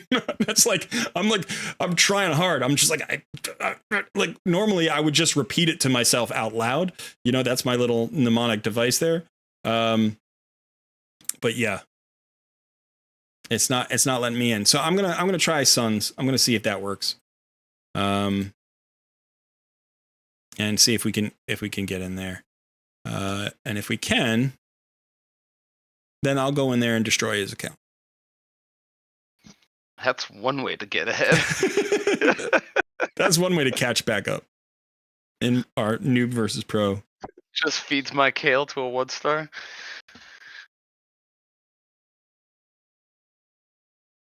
Yeah, that's all I would have to do. I would actually probably feed your Fane. Oh, that, ooh. Well, that would hurt. Not my Fane. Okay, so I was able to get into your account, but you didn't. Did you put? Yep. You didn't put the 2-factor authentication on. No. Okay. All right. So let me log out of your account. Okay. So it was the 2-factor authentication that messed everything up. So if you're okay, if you trust me without the 2-factor authentication, then just be aware that that's a thing. And I'm happy to try. And Alex, you know, either you can try to take the 2-factor authentication off. I'm sorry about the bad advice. Or you can just wait and see if that error goes away. And hopefully it will. And then we'll just move on and we'll try again later. So apologies to Alex. Let's go ahead and pull for. So if you've already put 2-factor authentication on, if you've already done that, that might be problematic. We might have trouble. So it was just done recently. What's up? Or if it was just done recently. Yeah, if it was just done, like if it was just right. If you've already had it up and you've logged in multiple times, it should be fine. But if you just added it, you may get the same error message. So either consider removing it or just wait, like Alex is going to have to wait. And again, sorry about that, Alex. All right, so why don't we get back into the Discord? If anybody hasn't added their reaction to the Discord, yeah, that's true. That's also true. Okay, so let's try this again. So can we use the same reaction, or do we have to create a new message? Nope, we can just re-roll. Okay, so if you haven't reacted to the message in Discord, this is what you want to do. You want to go into the Colred Plays Discord. The link will be in the description of this video or any video or my YouTube channel. Join the Discord. That shouldn't take too long. And then come over here to the coaching corner. In the coaching corner, you'll see a channel called the Wheel of Takeover. You want to just react to the message for a chance to win a takeover. That's all you need to do. You just need a reaction. Don't try to chat. Don't do anything like that. Just react to the message from Sun at the top of the list. And we will get that going again. Alex, I'm going to remove you from the channel for now, but if you are still interested, send me a DM and we'll see if we can get you in the next spot.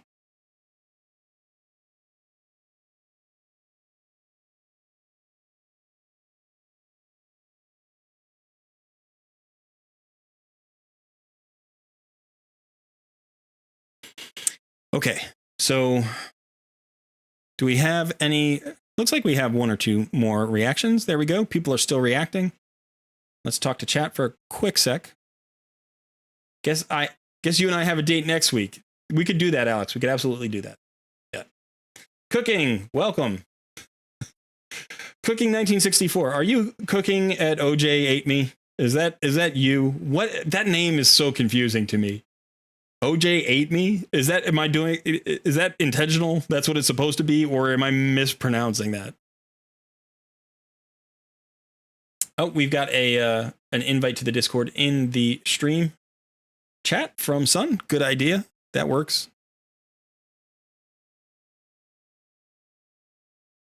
Okay. Simon, welcome. Good evening. All right. Yeah. So let's go ahead and spin the wheel. Let's spin the wheel. I'm not going to put it on stream this time because it did nothing. So let's just go ahead and spin the wheel and hopefully it works.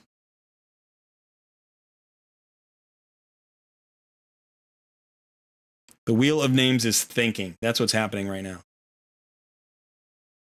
My background, like, at least I have something there. I have some right there. Right there.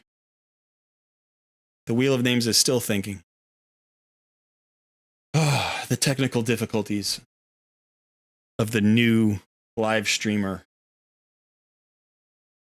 Sun spins a wheel. Oh, it's actually spinning this time. The winner is Rain Yoma. All right. So this is a longtime viewer and member of Discord. Rain, welcome. Welcome. I don't know what your name is in the stream chat, but if you want to shout out there, go ahead and let's pull him or her or them. Let's pull them into our special little coaching corner place. Oh, all right. Congrats. I didn't realize that was you. Are you joking? Because don't you use that? You use that name all the time. I don't know. Yep, Rayuma, you can go ahead and join the Coaching Voice channel.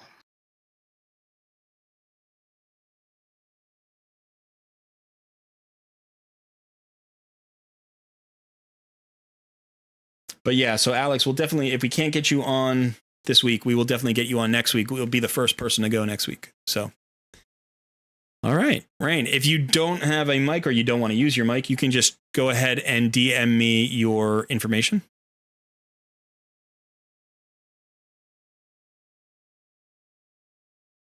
I see you, Mr. Fudan. Thank you. I'm going to use this as a opportunity, but I appreciate the offer. You may want to go back and change all of that information now. It's like, nah, it's just a referral account. No biggie. It's all good. It's all good. All right, here we go. Message requests. Yes, accept. Yeah, no problem. Just go ahead and type here. No, if you're worried that you're going to have to speak on a microphone and you don't like doing that, or if you're worried that if you do speak on the microphone, the stream is going to hear you. Neither one of those things is going to happen. We're going to turn all that off. So you don't have to talk on the microphone, and you definitely don't have to be featured on the stream if you don't want to be. So I am going to turn off the audio there, Sun, for a bit. Yeah, you're already gone. You're already gone. You're gone. Bye-bye. Okay, let's go ahead and try. We're going to try this now and see if this works. Man, takeovers are really hard. Yeah, I didn't know.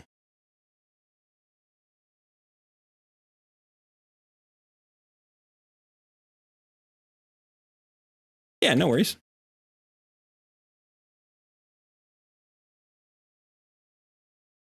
Okay, there's your authentication code request. It says, great to see you again. Great to see you again too, Plarium.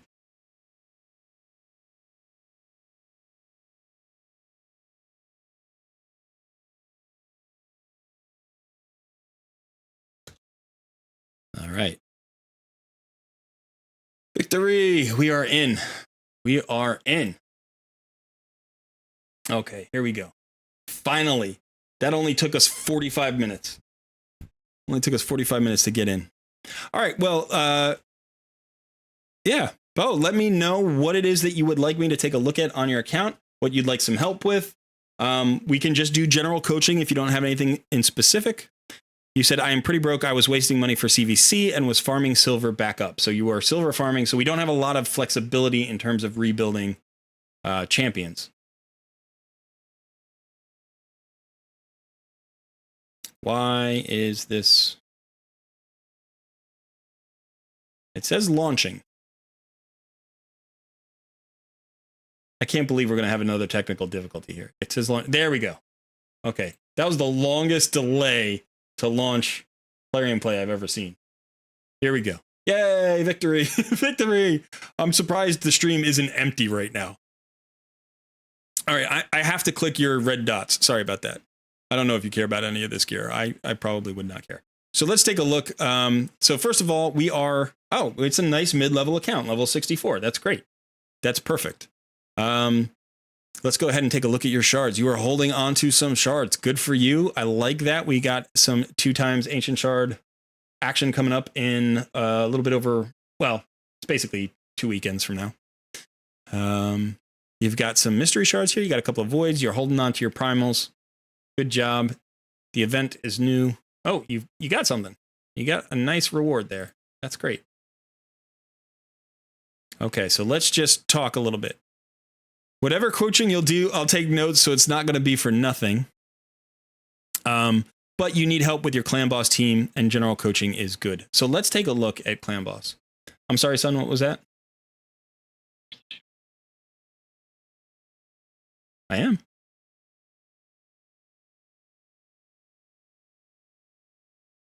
On both OBS and on the live stream, I'm seeing the game. Okay. We're all good, I think, right? Okay.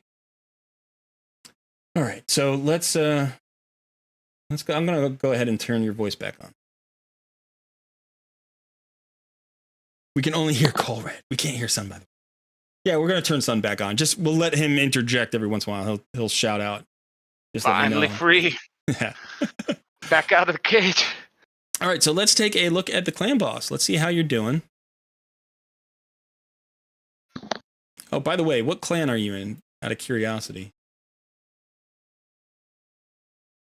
Miracle. Okay, not one of our clans. I was wondering if you were in Sun's clan, because then I could get some insider information on what's going on over there. But okay, so clan boss. So it looks like you have Brutal selected here. 26.8 million, which is enough for the top chest on a 1 key. How's your Nightmare?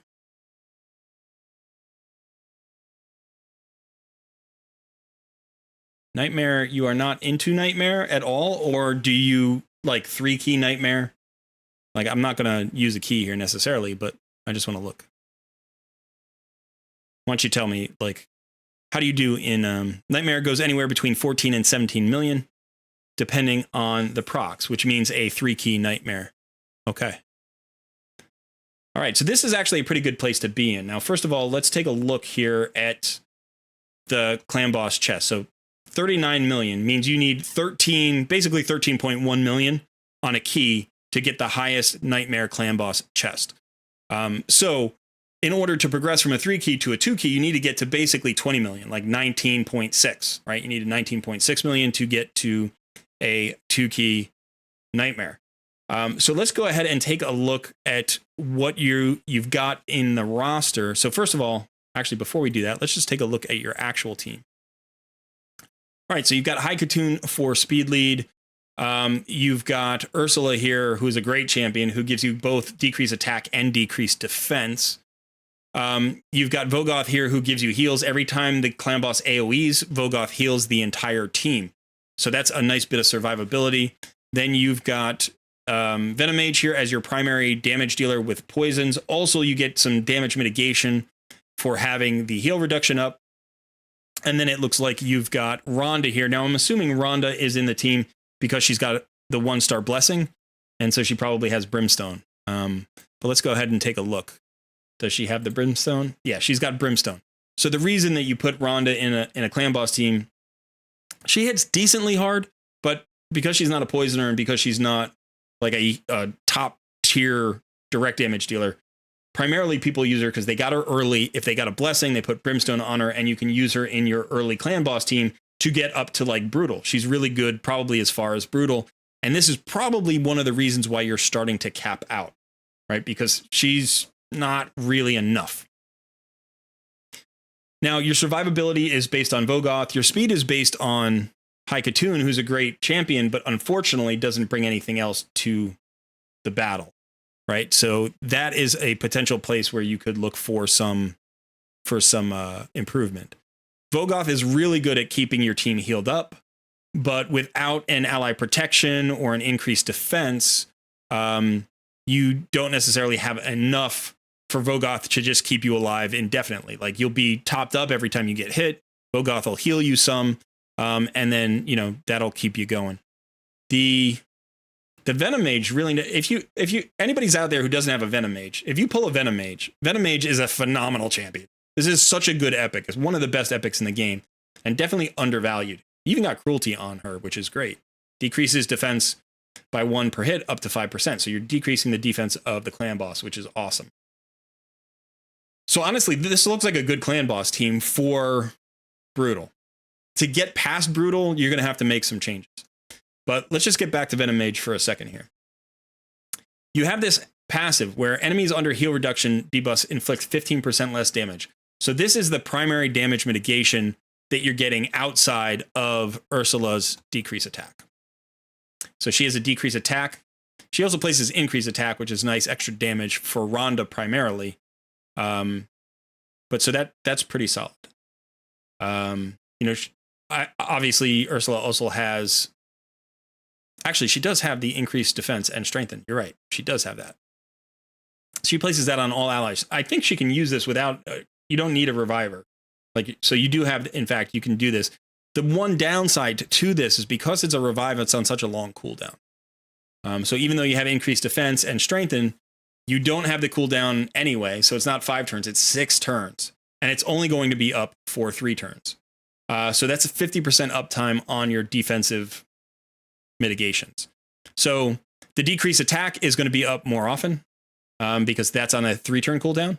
And it goes up for 2 turns. So it's up at least 2/3 of the time.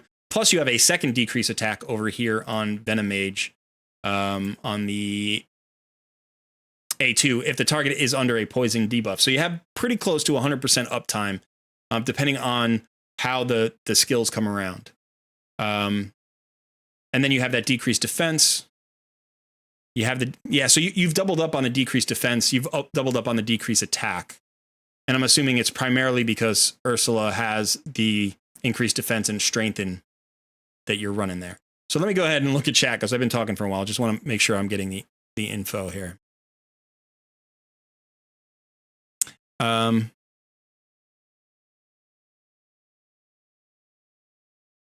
Okay. Rhonda deals the most damage out of everyone. She is carrying my DPS. The rest are basically supporting them at the moment. Okay.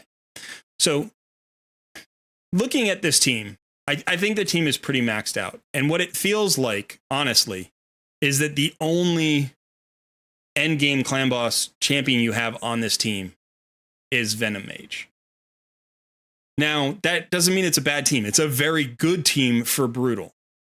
Pushing this team into Nightmare is going to be extremely difficult. So I'm just going to look at the builds a little bit. So you have a couple of perception sets and a broken set here on Venom Mage. But in terms of total stats, 39k HP, 3000 defense, 179 speed, accuracy at 258. Okay, so the accuracy is good. This speed is extremely low. I know that you have a Haikatoon who speeds everybody up a little bit and gives you turn meter fill and an increased speed. So that's critical to get some damage out. I'm sure Rhonda does the most damage at this point with her Brimstone. Let's see how she's built. She's running faster, 193. Let's look at her stats. Decent crit damage. Could push that, definitely. A little bit. Good attack number. 4,500. A little bit squishy here at 2,100 defense and only 28k. So I imagine that she dies, and once she dies, your damage just drops off, and that, like, Ursula can bring her back, but then she dies again, and then the team starts to fall apart, and then eventually everybody else dies off. Is that what happens? That Rhonda dies first?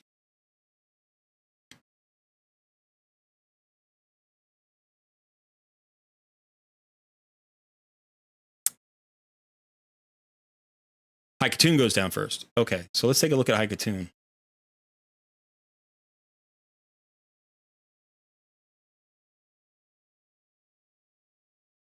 Yeah, so again, low HP pool at 25k. Pretty low defense at 2,300. Decent speed, though. 237 is not bad. You know, and then nothing else really matters for her. The only things that really matter for her are speed and defenses, right? Because she does have debuffs, and if you want to use her elsewhere, you need accuracy. But none of those debuffs land on the clan boss. So the only thing you care about is speed and survivability. Looking at this build, you know, again, you've got a broken set here. Let's see. You've got attack percentage gauntlets. So the first thing I would look to do is I'd just do a filter here and I'd be like, all right. before I do that, yeah, so I can give you an assessment of this team. So this team, like I said, is very good for Brutal. It's going to be very hard to push into Nightmare. And there are a couple of reasons for that. One is you're not completely optimized in terms of everything you're bringing. The uptime on your increased defense and your strengthen is too low at 50%. Now, if you had a buff extender that could extend that might help. Your healing is good, but without those buffs up, you're going to eventually you're going to get one shot, right? The boss is going to use an AoE that kills somebody off. Ursula has a revive on a 6-turn cooldown. That's not fast enough. You would prefer to live forever, obviously, rather than die and revive.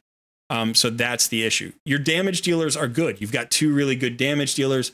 I do think Rhonda will max out. You can get her to Nightmare probably. If she's doing the most damage, I wouldn't swap her out yet. But she doesn't bring anything else. The nice thing about Venom Mage as a damage dealer is that in addition to bringing damage, she brings debuffs, right? Decreased defense, decreased attack. The mitigation, the passive mitigation of 15% damage reduction. So this is a great damage dealer who also does multiple other roles. And as you push up into Nightmare, that's what you need. I don't know why I keep looking over there. Sorry. You need champions who do multiple roles. And unfortunately, Rhonda does one role. She is just pure damage. Even if you had like somebody like so let's see here. Let's look at Chronom. So he brings HP burn. And I'm trying to think if he does anything else. I think he just basically brings HP burn. Right? Yeah. Really good champion. And in terms of clan boss damage, he will bring more damage than Rhonda brings because he has that HP burn. So as soon as you get a single star blessing on him, you could give him a brimstone and he will probably start out damaging Rhonda, assuming that his gear is decent. Obviously, he's only here at 2,400 attack, where she's at like 4,500 attack. So you would have to swap gear to make it worthwhile. And I don't know, you may use her in arena. So you may not want to do that.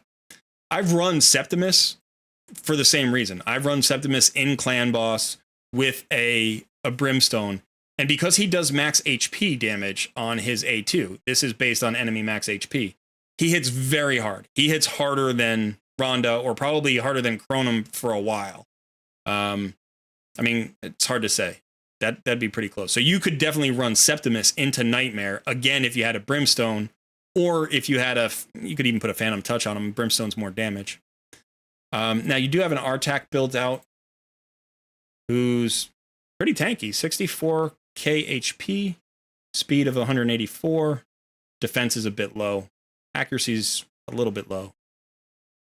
Let me see here. Rhonda goes down either second or third around 28 or 30th round, and then we fall off a cliff. It's a gear problem. I don't have enough good gear. Yeah. Okay, so that's definitely an issue. But one of the things we want to think about moving forward is, do we have champions that can do multiple roles that are going to be valuable. And you have some good champions. Let's go ahead and look at your entire roster here just to see who we've got. I'm going to also open up your vault. Let's look at all the vault. Okay. And let's go ahead and just look at legendaries and epics. Okay.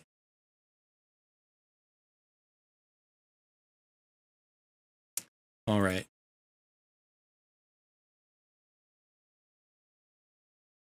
You've got an Alsgore Crimson. You've got a Fane.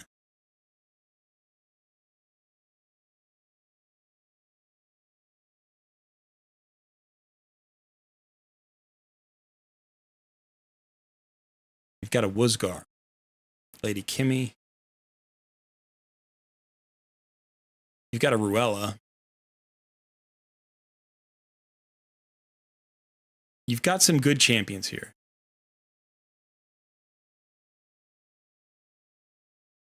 You've got some good champions here. Let's take a look at Ruella for a second. Ruella's A2 is a triple hitter. Each hit has a 70% chance of placing decreased defense and weaken. You don't have a weaken on your current squad, right? So that could get you more damage just by itself. You have a decreased defense and a weaken there. Fills the turn meter of all allies by 20% and places increased crit rate buff on all allies for 2 turns. And then you also have cruelty here.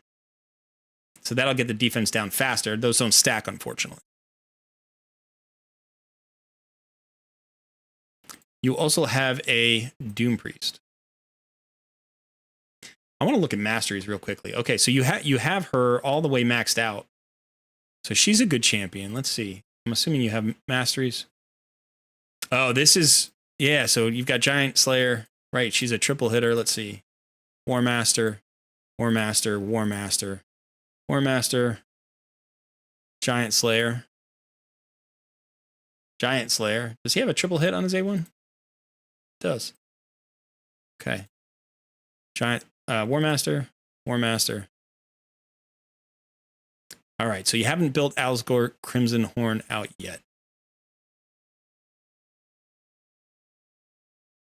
Now, if you don't know this champion, this is a relatively new champion. Not necessarily a phenomenal champion in all ways, but okay,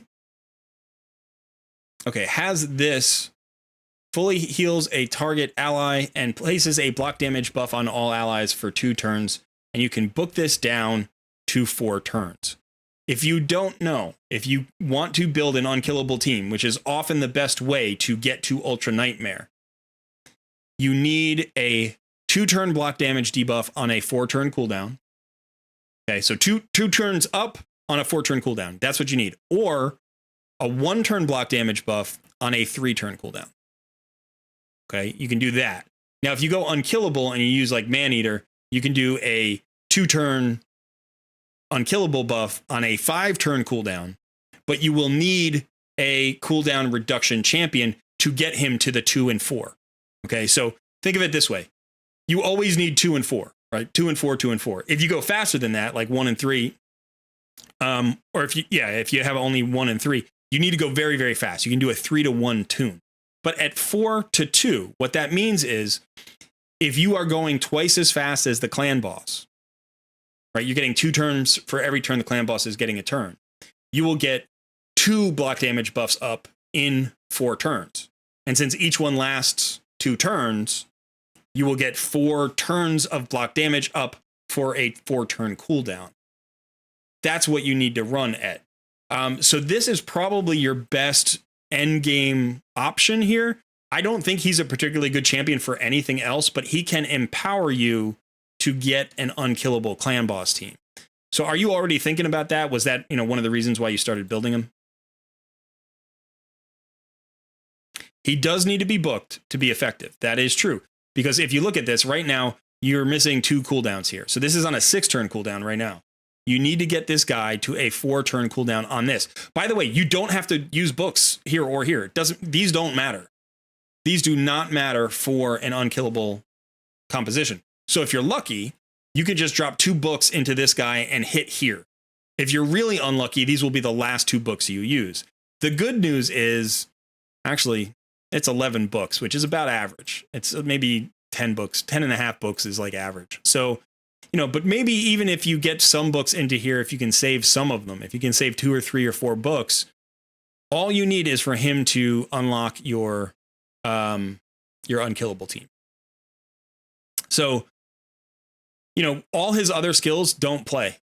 Like, you don't need to worry about healing when you're on an unkillable team composition. You don't need to worry about... Actually, okay, you do have a chance of removing all buffs from all enemies, even if this attack lands as a weak hit. So on a killable team, that would play, but it doesn't play on an unkillable team because you don't care about the clan boss's buffs. But this would be the end goal. So now what I would say is I'm going to take everybody through this just to show them what we can do. Let's go ahead and pull up Deadwood Jedi's website. Okay, so if you don't know this website, it's just deadwoodjedi.com. He has the clan boss calculator. That's the scary thing that we're all worried about, is like the clan boss calculator. I'll have a video later in the week outlining how to use that. In fact, I'm going to do 2 videos on the calculator. So I will walk you through that, but it is tricky and it takes a little while to like master the clan boss calculator. However, there's something you can do before you really get too much into the calculator, and that is you can come up here to speed tunes. Just click on the speed tunes. All right. Now go to the filters and you can pick a, unkillable tune type. Go to, let's say, easy, moderate, or hard. You don't want expert or extreme. Those are too difficult to figure out.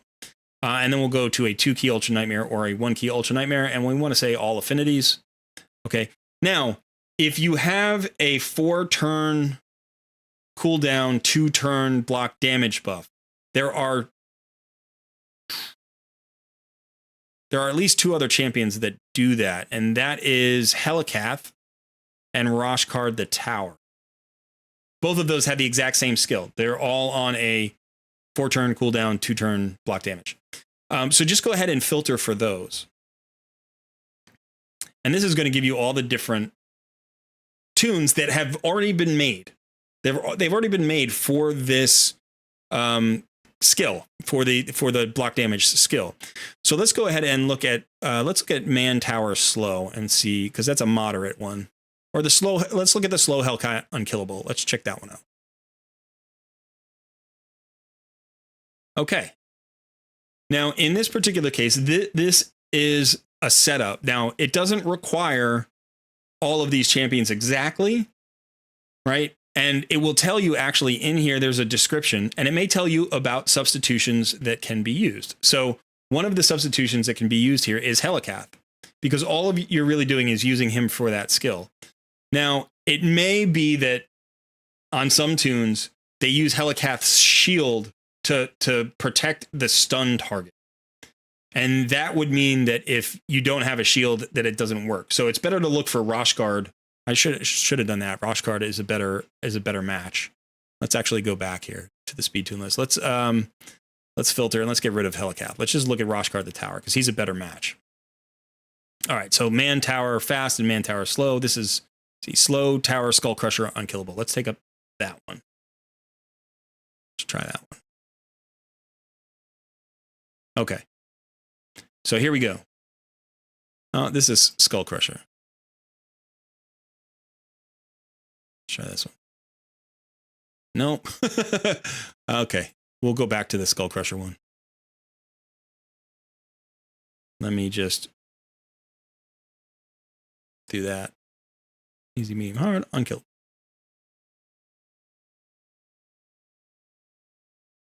Yeah, so Skull Crusher's tricky because he's a counterattack champion, and if you don't have him, Man Tower requires Man Eater.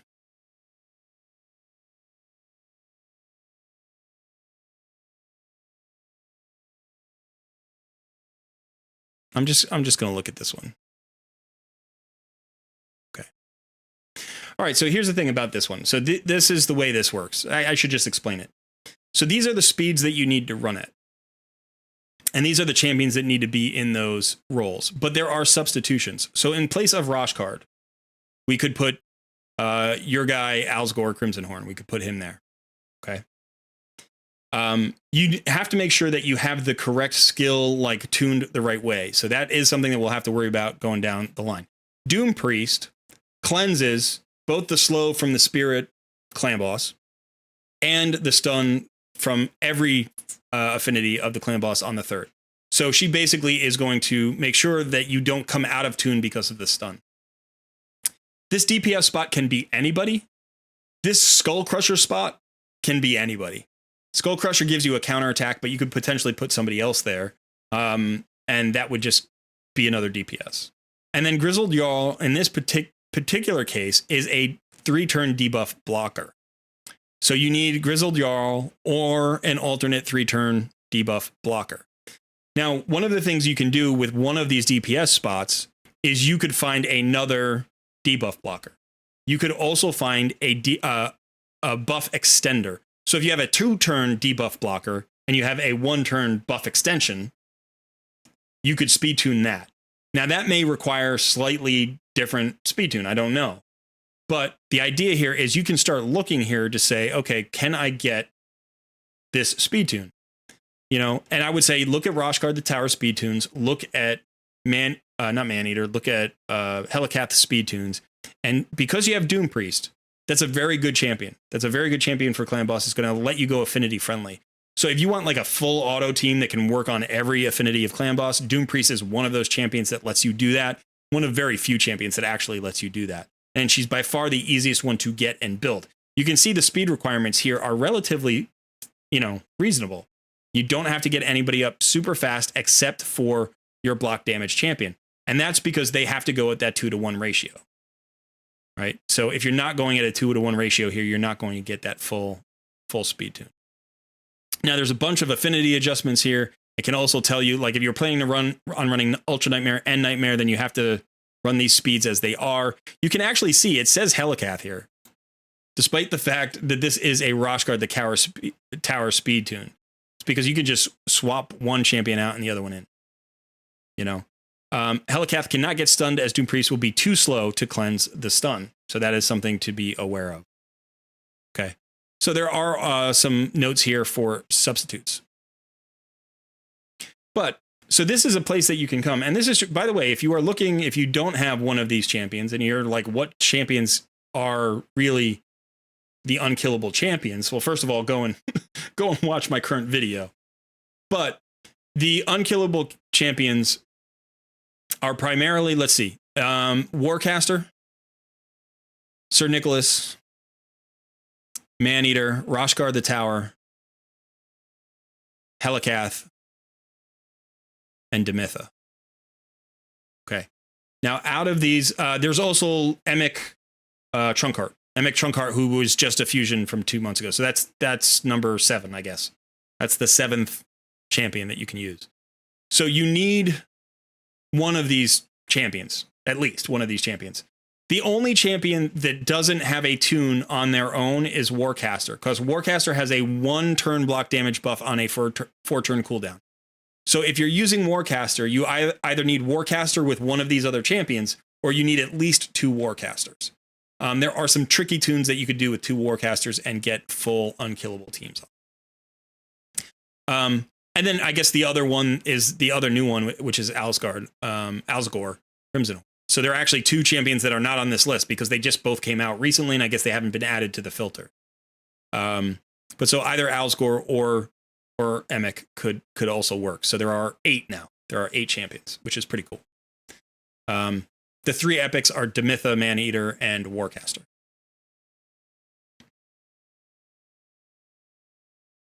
Okay. Let's go ahead and just look at chat real quickly. I want to see what people are asking about. He also has Nizana, currently no ally protect on the team. Yeah, we can look at that. Rhonda can be used in an Ultra Nightmare team. Yes, she can. Sure. If you have amazing gear and you have everything else you need because you have an amazing roster, then Rhonda can be used in an Ultra Nightmare team. Of course she can.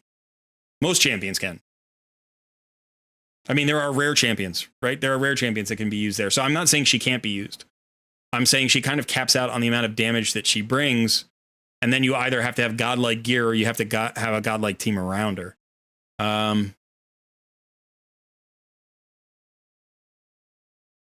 Is there a frozen Banshee hiding? Good question. We'll look. Toxic on Ronda is good if the gear is there. Fane. There is a Fane. Go Fane. I don't think Cronin will outdamage Ronda. I think he will. But it's a good point. It's not maybe a major step up. Fane is very squishy if he is having survivability problems. What's this website? Deadwoodjedi.com. Sun put it in there. With my current gear, the fastest champion I can make is HK. That's the max speed I can achieve right now. Yes, absolutely. Okay. So if we're looking long term, because right now you don't have the silver for me to rebuild anybody. So I'm not gonna mess around with your teams. But if we're looking, long term, or let's say, what can we bring into a squad right now? Here we have Nizana, who has an ally protection. Places shield buff on this champion. The value of the shield is equal. Okay, so we've got that. She also brings a decrease attack. So she's got an AoE on 2 different skills on her A1. This is a champion that's worth building for faction crypts. Obviously you already got a 6-star. You've got her in Relentless gear. That's actually pretty interesting.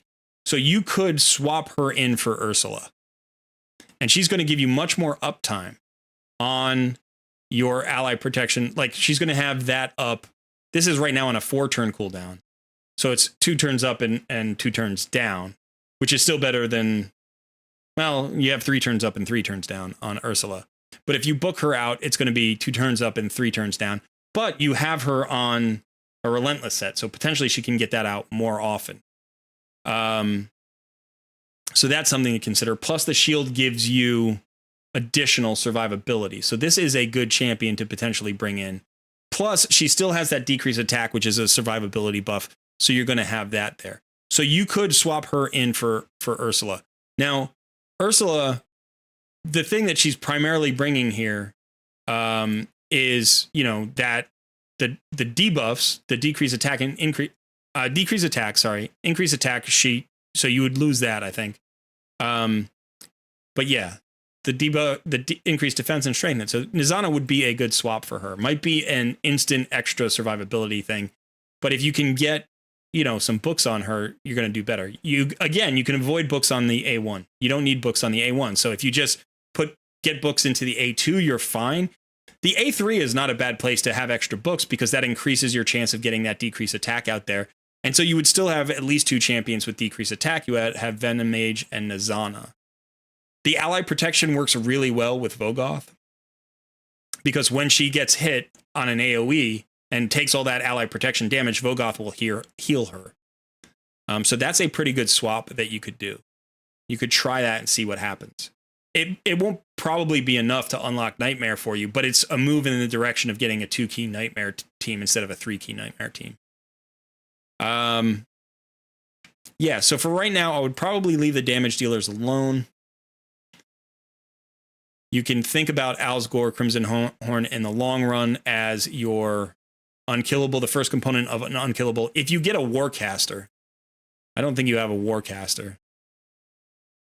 And let's go ahead and look at rares just real quickly. Let's see who you have in rares. You have a Renegade. You fully booked out your Renegade.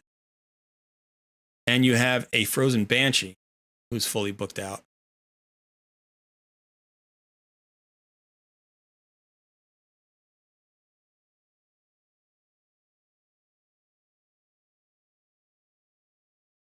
You've got an Apothecary. You've got the right rares, man. You've got the right rares. You have so many good rares here for a clan boss team. So, Frozen Banshee with the poison sensitivity up. You pair this with, this is the perfect champion to pair with Venom Mage. That is the perfect 1-2 poison punch. There literally isn't a better, cheaper combo of poisoners in the game for a clan boss. So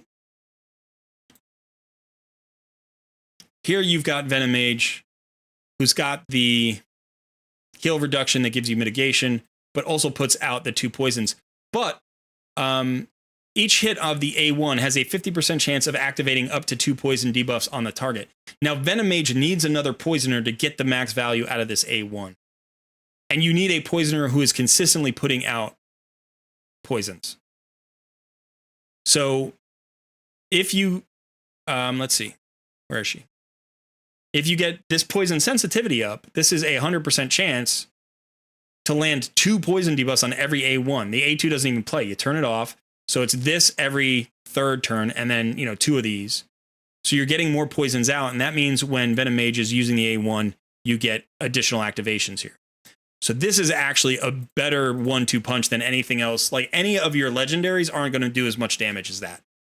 If you can just get Frozen Banshee and Venom Mage into a composition that works and keeps that poison up all the time. And these 2 champions also, by the way, work in an unkillable composition. So if you can make the unkillable composition work, and these are your 2 damage dealers, that's great. You don't need them fast, right? You can run them at 185 speed or whatever the tune was. You don't care about decrease attack at that point because you've gone unkillable. So now you just need your, So yeah, it feels like you're somewhere in between right now. You've got good options for improving your killable team. With potentially, say, you bring in your Nizana, that's going to improve your survivability a little bit. You've got Doom Priest who can run in both, good cleanser, keeps that increased attack there that you would lose if you pulled, Ursula the Mourner out, gives you more heals. So yeah, I don't know the end game for you right now. I don't know necessarily the intermediate step to the end game right now. The question is, how much time and money do you have to experiment with compositions? Because I think Ursula's got to come out of the team. I think that's the one champion you can absolutely pull out of the team. And then the question is, do you go with, try Nizana? I would try Nizana first and then start moving towards an Alsgor. So when you get books, you book him out, but you've got to reach those speeds. You got to have the gear to reach those speeds. So if you can reach those speeds, get to Alsgor speed of 248 or whatever it was, then start messing around with the unkillable boss. So yeah, I think that's it. I think that's about as far as we can go. The only other thing I wanted to mention here is that Renegade has cooldown reduction. So she is a very good champion to pair with an unkillable buffer. So a block damage or unkillable buff, because she can reduce that cooldown, getting it back around. Now, in order to do that, in a lot of cases, like for my tune that I use Renegade in, I'm running her at a 2-to-1 speed. And in order to do that, I had to have her at a 6-turn cooldown, not a 5-turn cooldown. So at a 5-turn cooldown, she's actually harder to speed tune. But she can be a very valuable champion to help you basically lower the speed requirements for everybody else on your team. Because that cooldown reduction just allows everything to come back around really fast. Yeah, so for right now, the things I would consider are that's a long-term solution. But in the midterm, mess around with Frozen Banshee, mess around with Nizana, see if, mixing those into your team can't help improve your overall output. And then the other thing is work on the gear. You don't have that much speed, so you need perception gear. Get into the faction crypts, get as much perception gear as you can. Farm Dragon for more speed sets for, the champions that need to go quickly. And then here, like, I would consider, like if Haikatuna is dying and that's the thing that's throwing you off, get rid of these attack percentage gloves. You don't need that. What you want is you want HP percentage or defense percentage. Here, you've got an immortal. That would give you an immortal set, which would give you 15% extra HP. I know that, here you've got a speed roll and here you don't. So that may be why you're running it. But I think that, maybe this is worth the trade. Like these gloves right here, I might roll these up and throw them on her. It's going to be 15% more HP plus heals, more heals for her. It's going to keep her alive. Also consider, rolling this helmet up to 16. That's more HP. Get your shield up to 16. That's more defense. So if she's dying and that's unlocking your team, make her as survivable as you can. All right. That's it. That's what we got. Let me see if you got any questions. Let's see. All right. Being a free-to-play new player is kind of hard.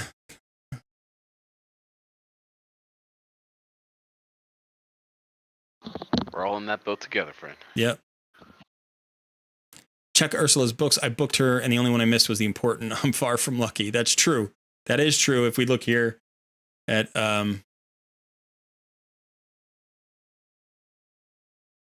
Ursula,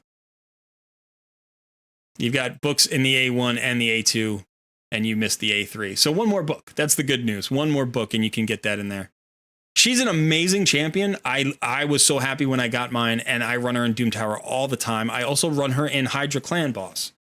So she's very good, and she's not bad in Demon Lord Clan Boss, but I think you have better options, and Nizana is the first one I would try to replace her with. But again, if you can get lucky here with the books, and just get them into your A2, that would be optimal, but it's hard to say. Who knows if that's going to happen. All right. All right, by the way, if you want to ask me more questions or if you want to talk about this, after the stream, feel free to contact me. You can DM me and we can talk more about it. But for right now, let's go ahead and call that a wrap on this one.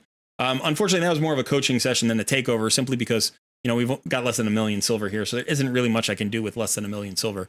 But thanks for letting me get on your account. I appreciate that. And by the way, when I click this out, that account's all yours. So if you want to change your password or something, go ahead. That would probably be a good idea, just in case. All right, so let's get ready for the next one. I don't know if there are new people in the chat, but let's go through the rules really quickly. What we're doing is we're giving away some takeovers today. We probably have time. We have time for at least one more, maybe two. So is Alex still here?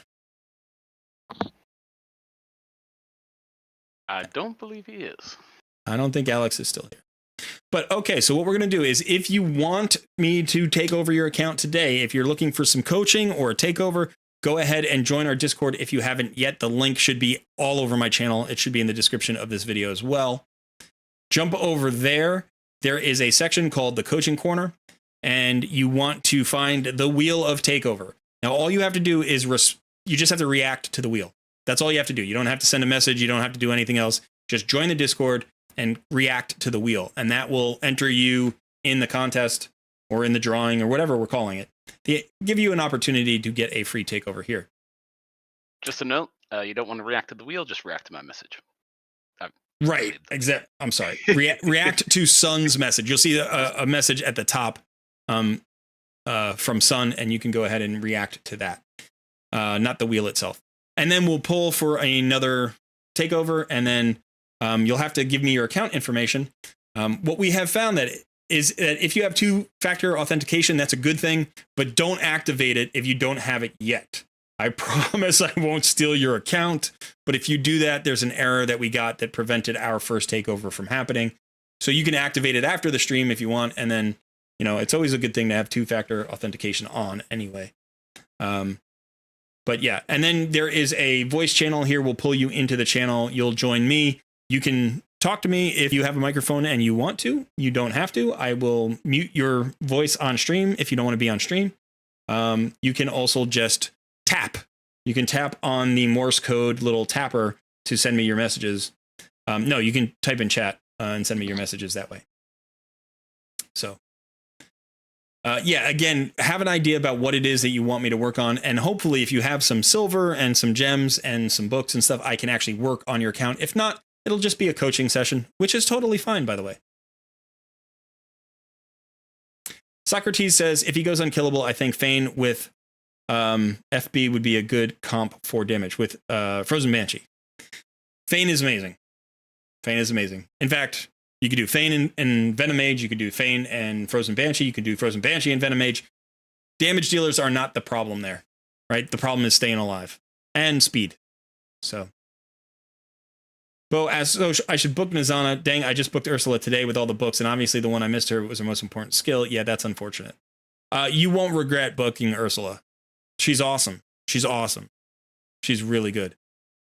She's just not as good a clan boss champion as you may think, like, or you clearly thought before you booked her out. But she's great. Can Richthof be paired with Venom Mage? That's a good question. Last Friday asks. Richthof is not somebody I've actually built out before. I own one. I just got him not that long ago. But he does have a lot of poisons. Anybody who puts out a lot of poisons can be paired with Venom Mage. But remember, when you're putting Venom Mage on a clan boss team, well, there are a couple of things to remember about Venom Mage on a clan boss team. One is that she's best actually on a killable clan boss team because of her passive mitigation. So she works I shouldn't say she's best. She works really well on a killable composition. And in that case, if you're building a killable composition, you need to cover all your bases. You need more buffs, right? So putting Richthof, who brings no buffs, might be problematic. However, in an unkillable composition, if you can build an unkillable composition with just one or two champions, then pairing anybody with Venom Mage who has a lot of poisons allows Venom Mage to activate more poisons, and that's good. Another way you can boost your poison output is by having a debuff extender. And some debuff extenders are very good in both killable and unkillable compositions. I'm thinking, who's a really good, Corvus.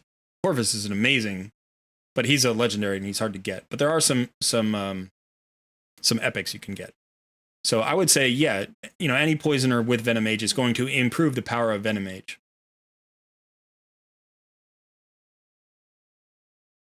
Okay, Alex. Well, let us know next week if you can join us, and we'll get you on board. Urticata and Venom Mage. Yeah, that's really good for a unkillable team. If you can get that pairing, that's very good. She puts out a ton of poisons. She also has, I think, a poison. Does she have a poison sensitivity or another heal reduction? She has one or the other. She's got a ton of hits. Unfortunately, she's super squishy. She is really, really squishy. Are we ready to pull? Did we get enough people in here to react? Yeah, I know some new people joined the Discord, so I'm just giving them a few moments, and then we'll do another one. Awesome. She has sensitivity. Yeah, that's what I thought. You could also use her with Frozen Banshee, right? The thing about Frozen Banshee's poison sensitivity is, one, any additional, it's like putting a weaken on the boss, because it's a 25% increase to the poison damage. It's not quite a weaken, right? It's not quite a weaken because the other damage doesn't get multiplied. But it can drop off, and when it drops off, she doesn't poison. So having a debuff extender for a Frozen Banshee is a really good idea. Then you can not only extend the poison she's already landed, but you can extend that poison sensitivity, which means you'll have 100% uptime on that poison sensitivity, allowing her to land yet more poisons. But there is a cap of 10 debuffs you can put up on any target. And if you have a debuff extender, if you have a debuff extender who's extending the life of the poisons and the poison sensitivity, and you have decreased defense, and you have weaken, and you have decreased attack, maybe you have an HP burn, maybe you have, a brimstone, who knows? That you can hit the cap really quickly. And so Venom Mage activates poisons instantly with her A1. And so that can start to pull those poisons down and free up space on the debuff bar for the other debuffs you need. So Venom Mage and Frozen Banshee work really well together. And if you have a debuff extender that you can mix in there, now you're going to have all the poisons up that you need. You're going to have the poison sensitivity up that you need. You're going to get all this extra damage. Venom Mage is going to be activating the poisons, and those poisons will do extra damage because of the poison sensitivity. So that's literally the perfect storm of poisoners, right? That is an Ultra Nightmare team right there. Let's say two unkillable champions to get you unkillable and keep you affinity friendly. And then maybe even three. Like if the third one, if one of them has a debuff extension, you will get more damage out of a rare and an epic than you'll get out of, two legendaries in most cases. Those two champions will do crazy amounts of damage for you. Icky Ray says, I will try to win a takeover next week and make sure I have silver. That would be good. But yeah, right. Are we ready to go? Yeah, let's do another one. Okay. Let's go ahead and make our pull here. Make our pull. Like it's a shard pull. We're pulling takeovers. Looking for gold. We're looking for gold. By the way, thank you to Bo there. I appreciate that. That was fun. Fun for me. My first ever official takeover.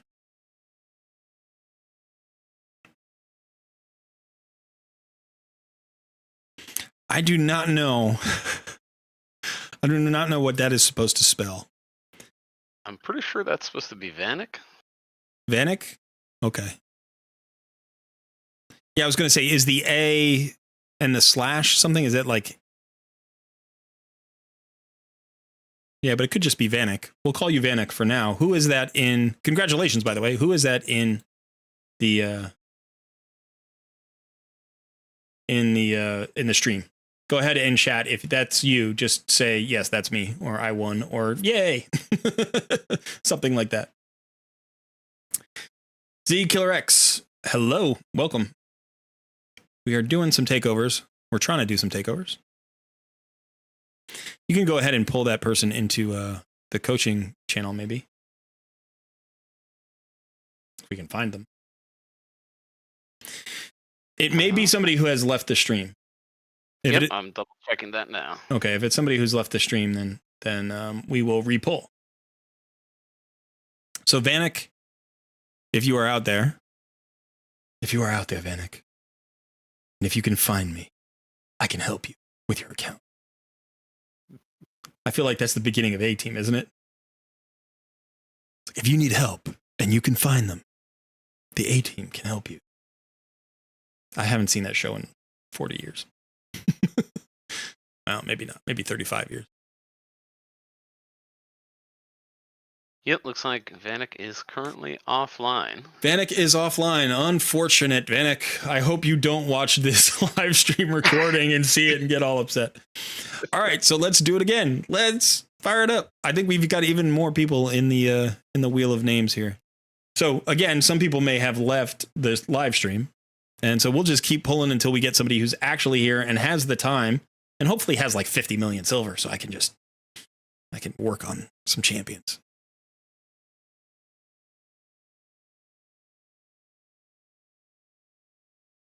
No way. Rain wins again. Yeah, we're gonna have to redo that one.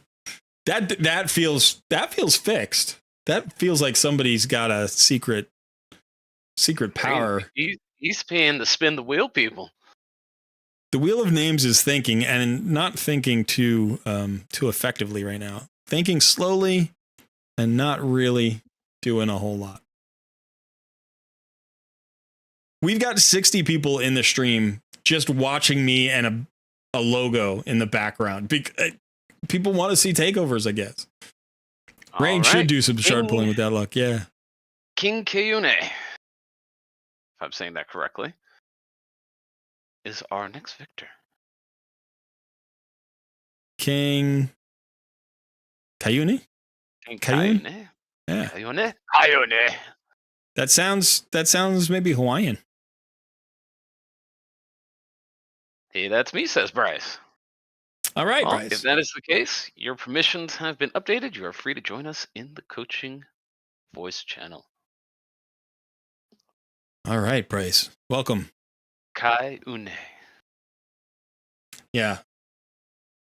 My brother lives in Hawaii. I have gone several times. It's a wonderful place. The Still feel fires like on it. Maui have been pretty devastating, though. It's been scary. Oh, yeah. So let's get King over here.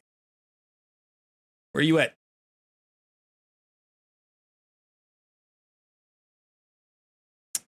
There we go. Welcome. All right. So you just have to DM me the information for your account. You got to log out of your account. DM me the information for your account. I will log in. Also send me any information you want me to know about what do you want me to accomplish, and what do you want me to look at? Are you looking for a rebuild? Are you looking for just some general coaching advice? You want to try some arena stuff? You want to try some more clan boss stuff? Whatever you want. We'll see if I can accommodate you.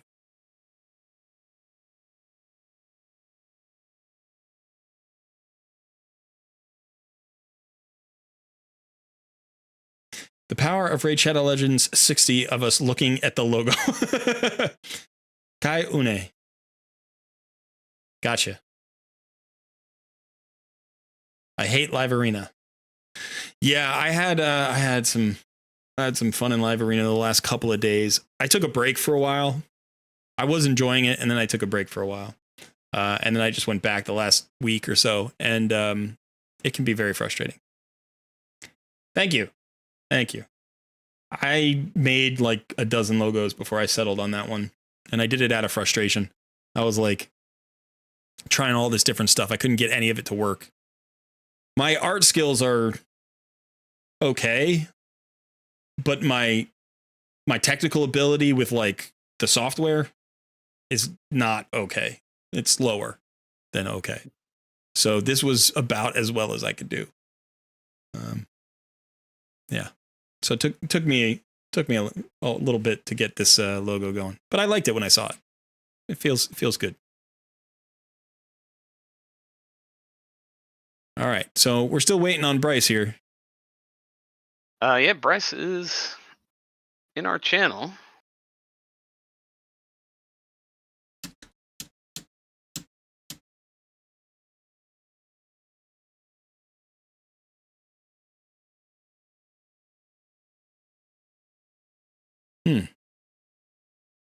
Talk to him in the chat here.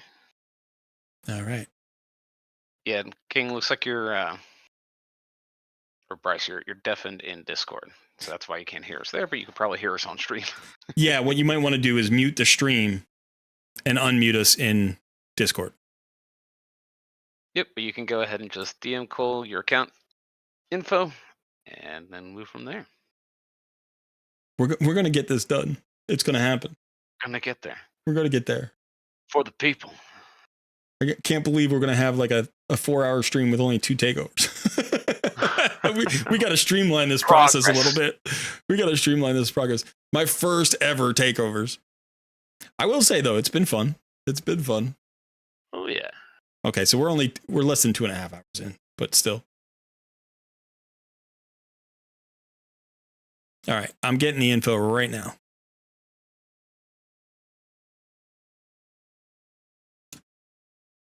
All right, let's go ahead and add yeah, again, I don't want to say all this stuff out loud. I got to not do that.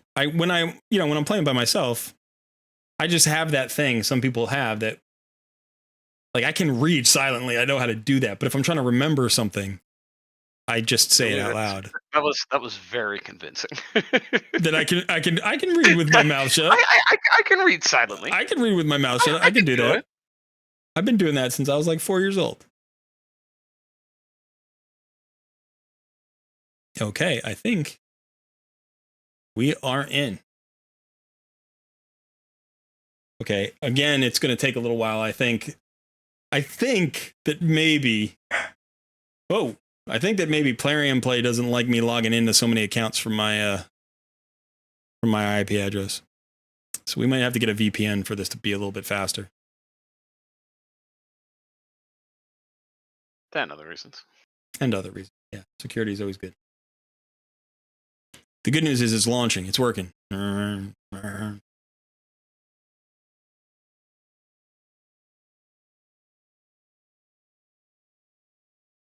right. So in the meantime, Bryce, why don't you tell me what it is you'd like me to take a look at? You just want some general coaching, or are you looking for advice on a specific team? Here we go. Look at that. Almost no red dots. You've got this red dot up here. Right.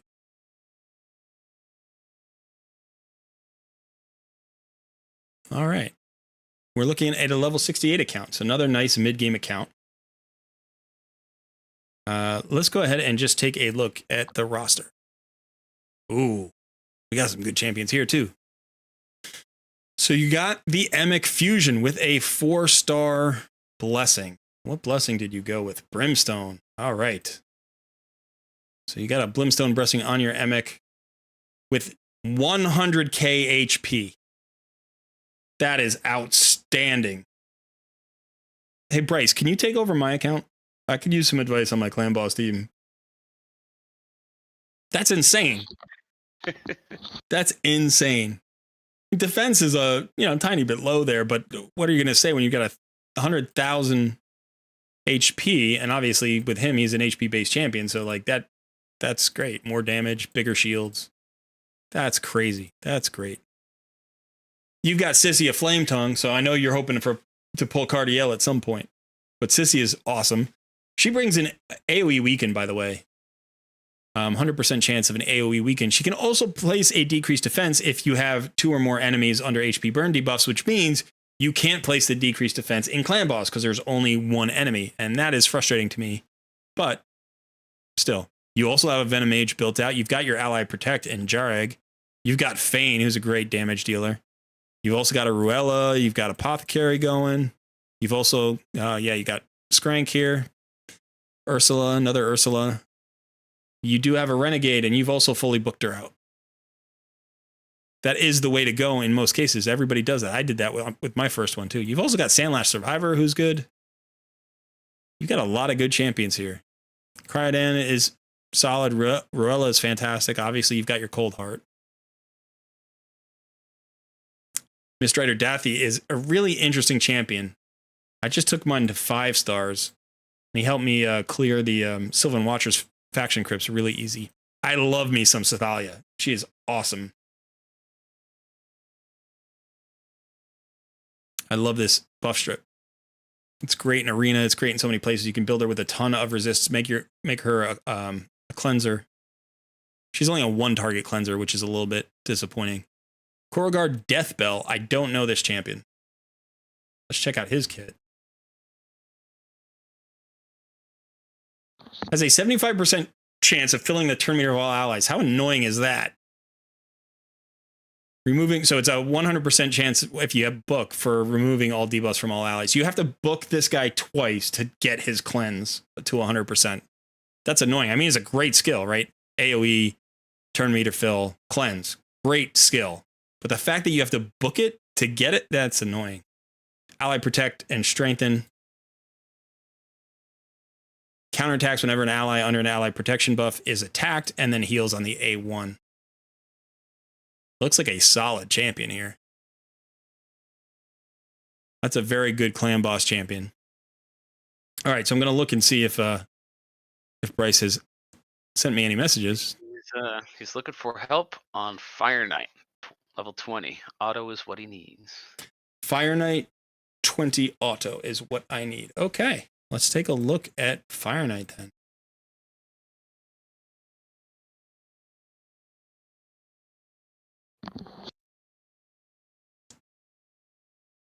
Is this team not working at 100%? Is that the problem? I mean, you've got 2 weak affinities here.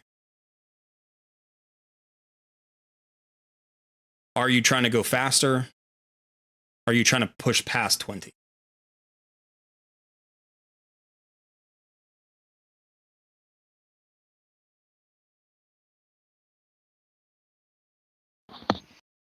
He needs auto for the Arbiter mission.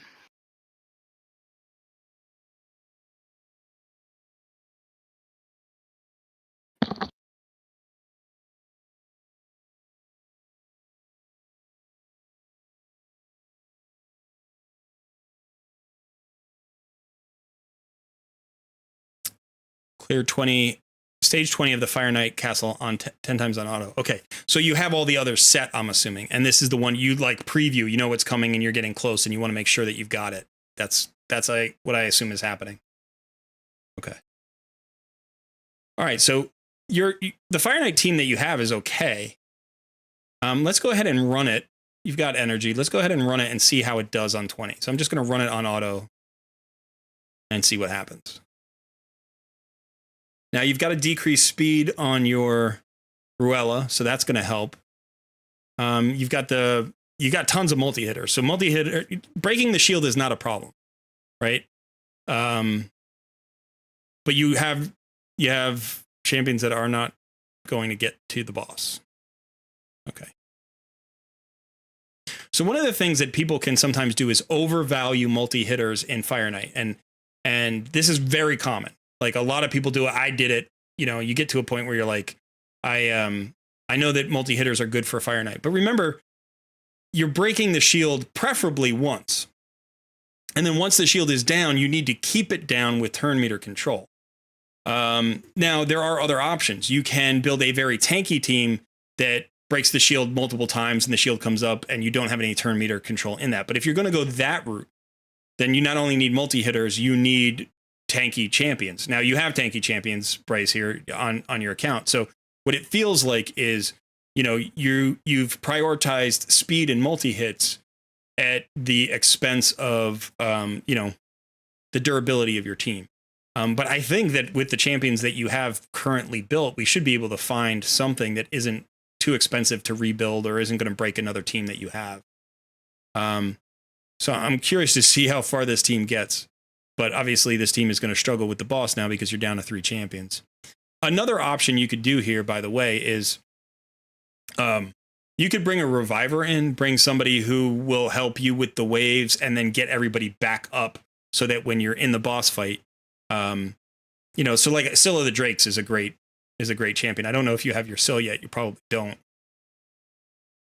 But yeah. So, I mean, like these 3 champions are cruising, you know, so the other 2 champions aren't necessarily needed for breaking the shield or getting through this. Like you broke that shield with 3 champions.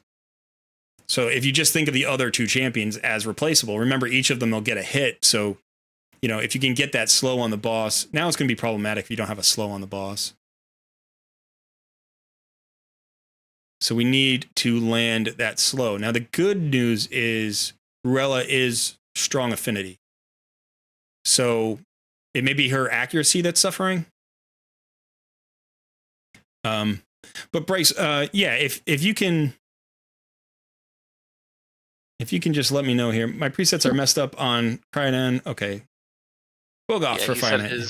His big problem is the waves. Gotcha. So getting to the boss with enough champions. All right, we're going to stop this fight. So yeah, so let's just look at this team very directly. Right, you have a kind of a speed tune, not a speed tune. You have a speed composition here because you have your Apothecary, who's great, by the way. Apothecary, let's go ahead and look at the champions. So Apothecary is great, running at 233 speed. That's a nice speed for Apothecary. It's not super fast, but it's definitely fast enough. Tanky. You do have a broken set there, but that's okay. Fully booked. Survival instinct. Okay. So Apothecary is keeping everybody moving, has that triple hitter. But what you tend to want to do with, I've talked about this in a lot of videos, so I'm talking to everybody now. What you want to do with wave content is you have 3 approaches, right? The first approach is nuke them out before they go. That's the first approach. It's not necessarily the easiest one in high-level dungeons because the HP pools and the defense of the champion starts rising, and you have to bring more and more damage. So that can be tricky.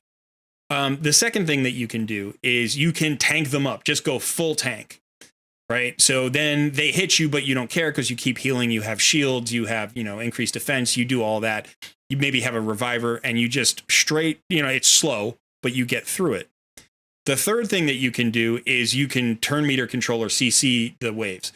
So turn meter control is a form of CC, right? If they don't go, they're CC'd.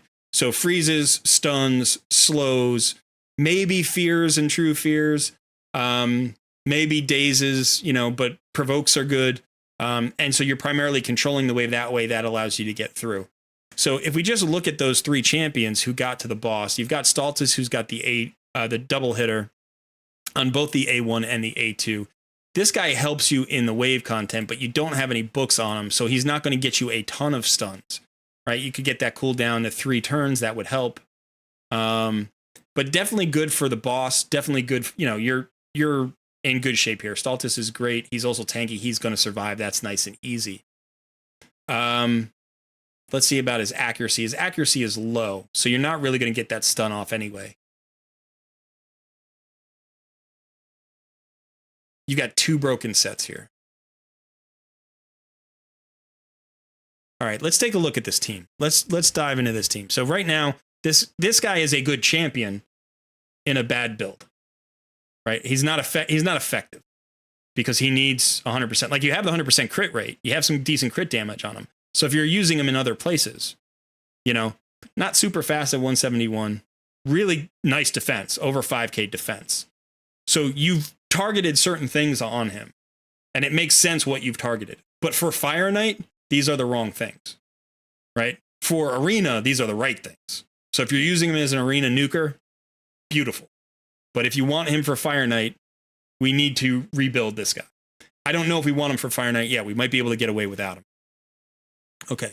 Now, who were the other champions that we had? We had your Apothecary. We already looked at the Apothecary. Apothecary's fine.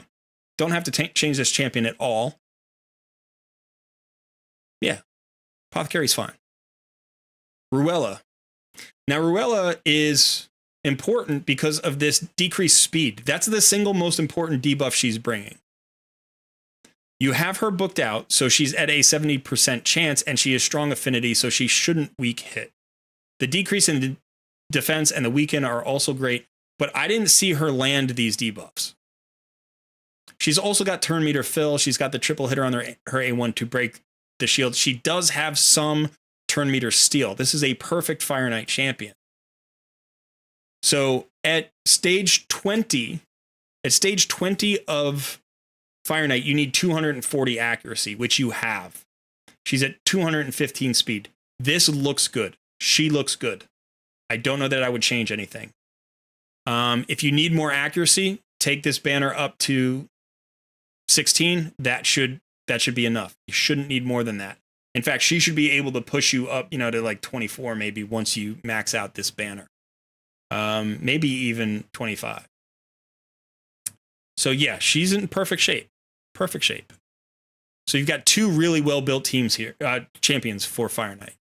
Now, this is your turn meter controller who you're relying on, but she's dying and not getting there. Decent speed, 75% crit rate, which is where you want her. Perfect, good crit damage. She's going to hit hard. A little bit low on the accuracy, but you're not getting her there. And then who was your other champion? Cryodan. Okay, so if we look at Cryodan, also a good champion for Fire Knight. You've got him in Relentless. He's got a triple hitter. He's got that chance of freeze, AoE. So you're thinking that, you want to AoE the waves. But again, in order to AoE the waves, you got to remember that you need to land those debuffs. Okay, so he's got good accuracy. So the problem is maybe, like you said, your AI is not great. So it feels like you have some really good champions. My first instinct here is to pull one of these damage dealers out and put in a tank like Emic. He's booked. He's got a double hitter on his A1, I think, right? No, it's a single hitter. Who am I thinking of? Strategos Island has a double hitter on his A1, I think. He would get you through the waves, but he doesn't have any double hits. Not that you really need it. Does he bring anything else? Not really. The shield will help you survive. You can break that a lot. Let's look at somebody else, though. Not enough.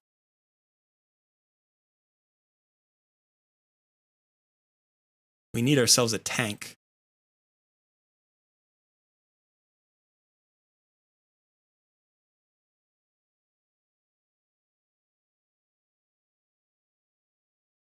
You've got Armiger, who's good. You got Hutatsu, who's awesome. You got Shadowbow, who's decent. You got Fenshi, who's great, but you don't need that. You already have that.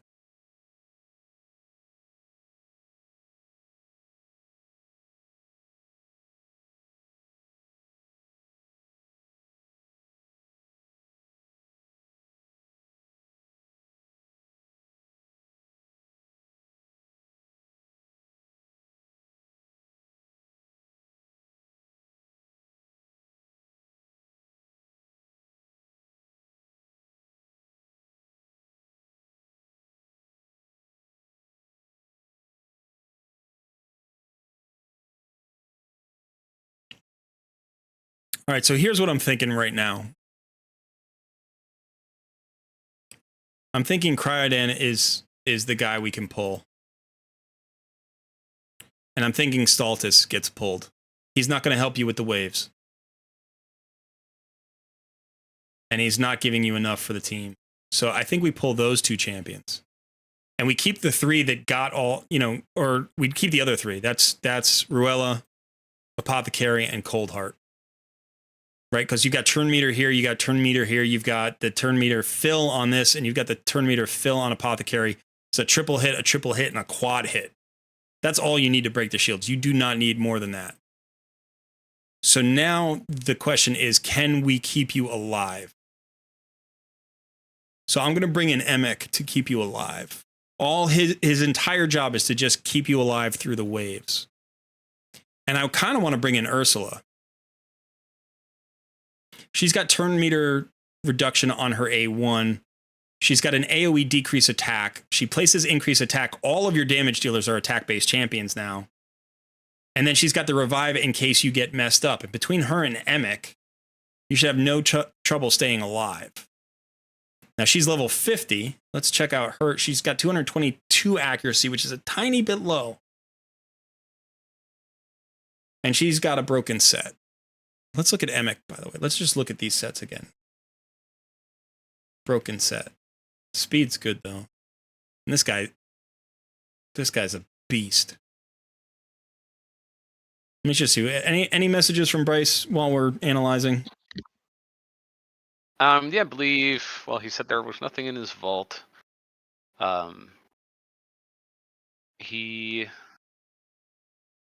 Big problem was the waves use as much energy as you need.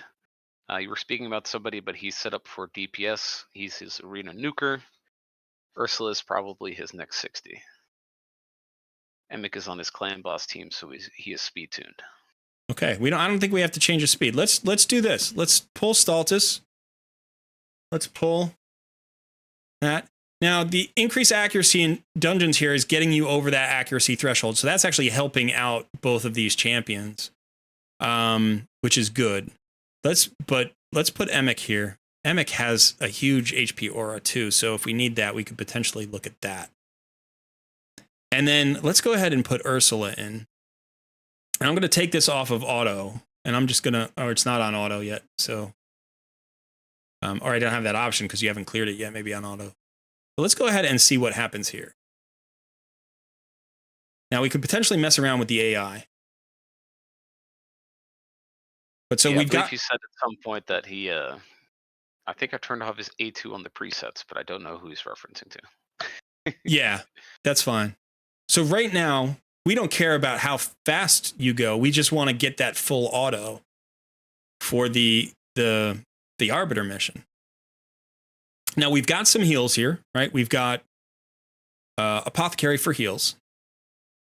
And Emic is got that taunt. So he's going to take a lot of the hits. And when anybody else takes AoE hits, a lot of the times we're going to have shields up or not, or increased defense or ally protect. So yeah, you're going to cruise through these waves with no problem. Now the question becomes, do we have enough once we get to the boss? Now we're going to break the shield just fine. The Terminator control from Ursula should help us keep that shield down. I didn't check all the speeds and stuff. And again, we could potentially mess around with the AI to get to the boss with like all our cooldowns available. But I'm just going to let this auto and see if, maybe this is all it takes. Maybe you don't have to rebuild anybody. I'm a little bit worried about your Ursula, because if somebody else dies, that's not a big deal. But if Ursula dies, then we get no revives. So obviously having her at 6 stars would be healthier. We could also potentially rebuild, some of these champions a little bit. So we lost Ruella there. That's not good. But we're doing okay here. Now that Ursula's revive is on a long cooldown. Emic will reduce that by 1 turn when he uses his A2, I think. So that'll help a little bit because he'll probably use that twice during her cooldown. So it'll go from from 6 turns to 4 turns, I think.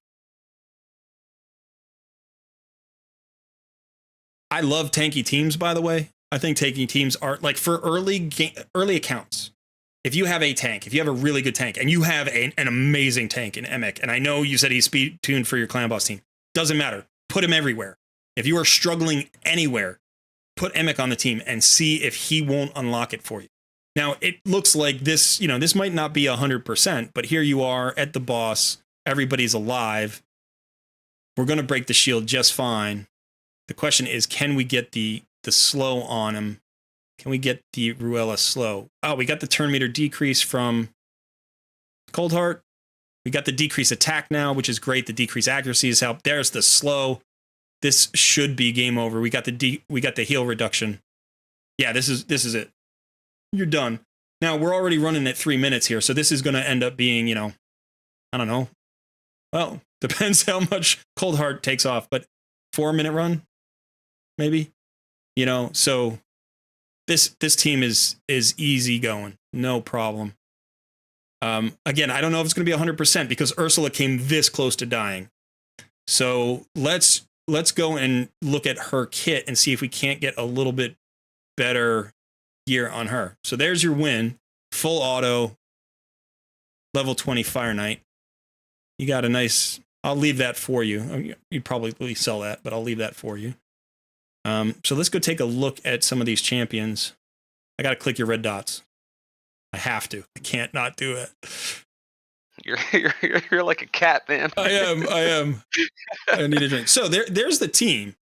But now let's look at the. So I'm not going to change anybody, I don't think, except Ursula.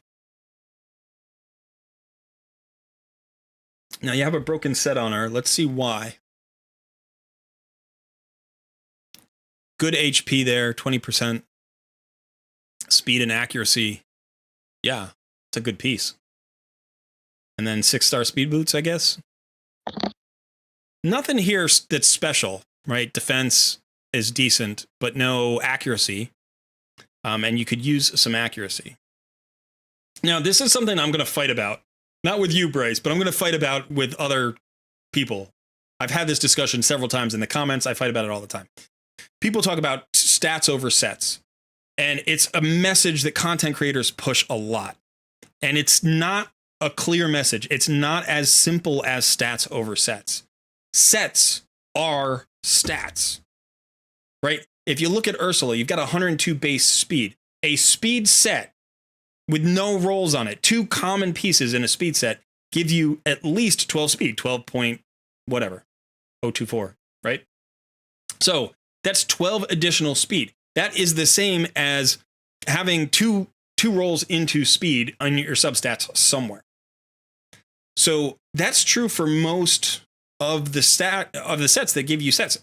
15% HP. That's 3 rolls. That's 3 substat rolls. 15% attack. That's 3 substat rolls. Defense, 3 substat rolls. Speed, at least 2. It's like 2.5. Crit rate, 2.5. Crit damage, that's like 4. Crit damage of 20%. That's 4 rolls into crit damage substats. So sets are stats. Now you want to prioritize your stats over the sets that you use to get those stats, but you have to figure out the bonuses in your calculation. And Bryce, I'm not coming after you, by the way. I'm not. If I sound frustrated and angry, it's because this message is incomplete. Stats over sets is a good first half of the message. The second half of the message should be make sure you look at your sets as a source of stats, right? So for instance, we've got a speed boot here, a 45 speed.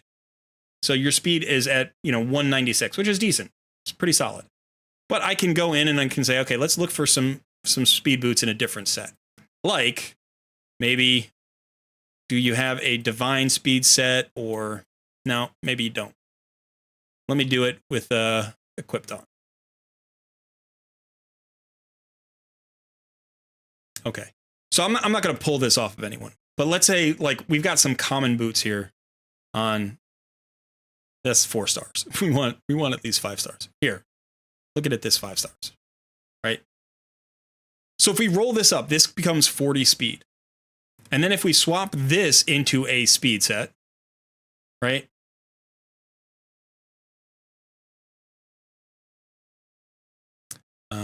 Let's do this. Did I just do that? I just done. Okay, so let's Tomoa here. Where are you? Here we go. So no, fitting room. So let's try that on. And then let's go find a weapon with some speed substats. Okay, this has got 6. And it's got crit damage and crit rate, all these things we don't need on her. Maybe one with accuracy. Here, this one's with accuracy. Let's go ahead and roll this up. Let's go ahead and see. I'm not going to roll it too far. I'll roll it to 8. We want accuracy or we want speed? Speed. Beautiful. Accuracy or speed. Come on. All right, crit rate. That might go on somebody else. But even so, let's go ahead and try that on. Right? So remember that this is no glyphs, and this is a boot at 12. So we can still get 14 speed out of this boot. So if we add 14 speed to this boot, right, even though we've gone from a 6-star speed boot to a 5-star speed boot, we're going to have gained, what is that? We're going to have gained 11 speed. If we glyph this out, right, we're talking about maybe another 4 speed. You're going to be able to get up to like 210. Right? That makes a difference. Now you lost a little accuracy there. You put some accuracy back on the glyph. Obviously that was a nice accuracy piece. But I'm not saying that you need these particular pieces. What I'm saying is that stats come from sets. Like sets are also stats. So this, like just finding something that's close to what you need in a set that brings an additional bonus is incredibly powerful. Let's say we need accuracy. Where's your perception stuff? Let's see how your perception is doing. You don't have any speed boots in perception. That's unfortunate. But this is 40 accuracy for a set, plus 5 speed for a set. So if we found a speed boot in this set, I'm gonna go and I'm gonna go look. Perception. You need you've got some legendary stuff, but you don't have the. Okay. I almost want to do this. I almost want to do these. We could get 4-star speed boots in perception. Like even if you're dropping from a 6-star speed boot to a 4-star speed boot, because of the perception bonus and because of like substats and whatever that you can get, you could potentially move in the right direction. So let's look at Ursula again. All right, now what do you have as a chest piece? Accuracy. Okay, so you're trying to force accuracy onto her, which is good. You want to force accuracy onto Ursula, but you don't have a banner yet. So the banner is going to give you a 6-star banner will give you also 96 accuracy. And again, for what you're using her for, you only need her accuracy at about 240, right? If you're using Ruella as your lead, you're already there. But you can get additional speed, you can get additional accuracy on that banner, and then you can swap out her chest plate for HP percentage, defense percentage. This is a really good piece.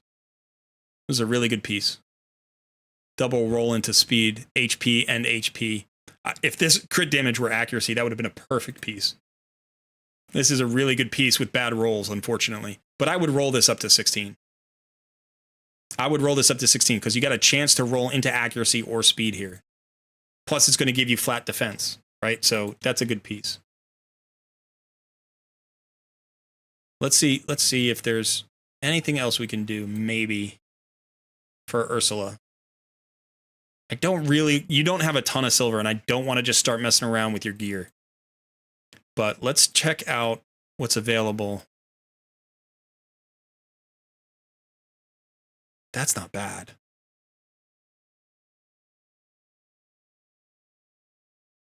This is not bad.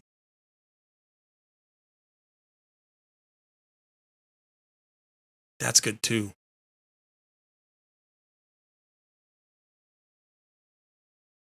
That's also nice.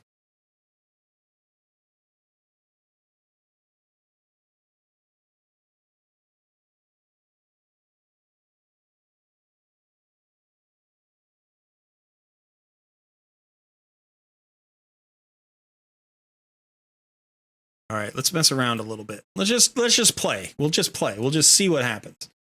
Let's just play. I like this. Let's try that on.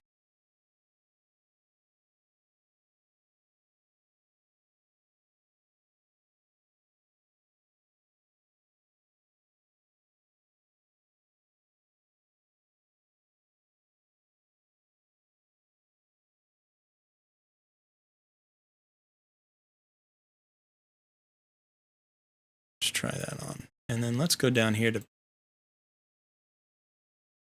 perception.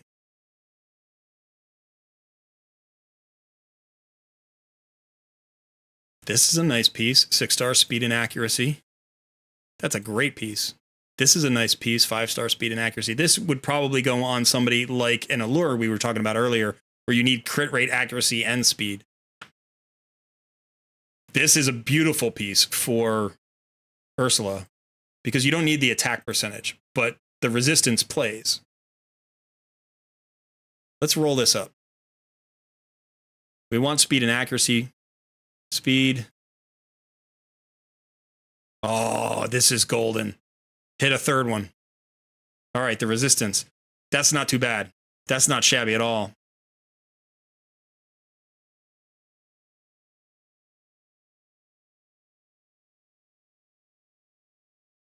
Okay, so this is what we lost. We lost 3k HP, which is considerable because we don't want to lose HP.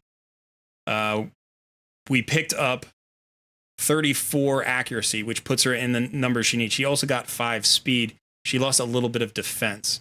Let's see about glyphs on this. So it would be speed, resistance, and accuracy. Is that enough to get us out of...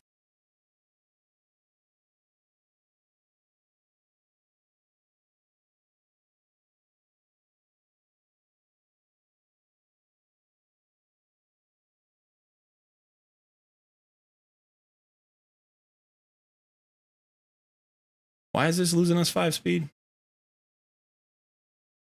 Oh, because that's rolled up and this isn't. That's why. So this would be 40, so that would be an additional 5 speed.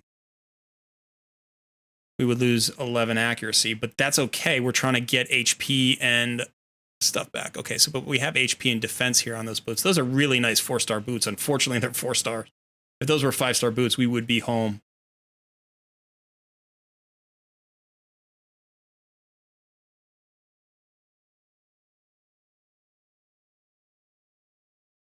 All right, let's look at the... let's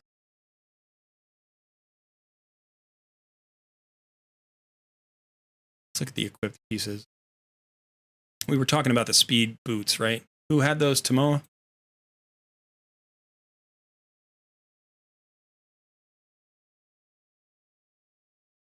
Oh, look at this. We got a lot of boots here.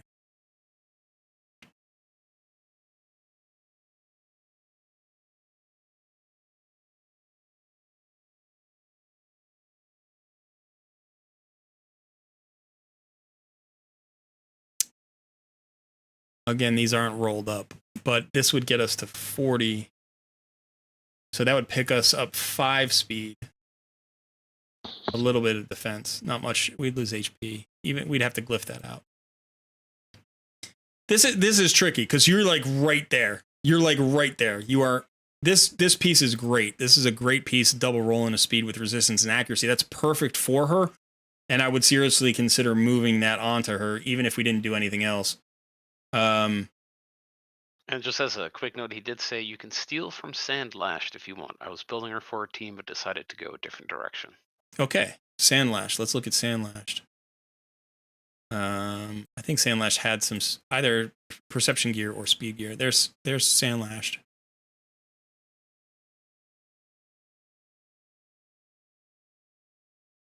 This is such a good shield. That's a crazy good shield. That is perfect for Ursula. What's behind this? That's also a good shield. We were looking at that one as well. So this is the one that she's actually wearing. This one. That's also very good. It's more survivability. So yeah, I think getting getting a perception set onto her would help. And unfortunately, you don't have any speed boots in perception. That is the one thing that is like holding you back here, is a set of speed boots in perception. So here you've got speed boots in perception. Oh, here we've got speed boots in perception.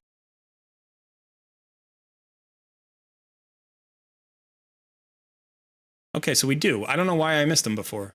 We do have speed boots in perception. This is a really nice piece. That's a great boot.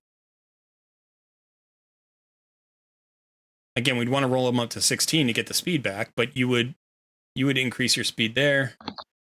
That brings your defense back up. Improves your accuracy with a little bit of extra speed. Yeah, it feels like you have these broken pieces on her that are really strong individually. But maybe what you should just do is like level this up.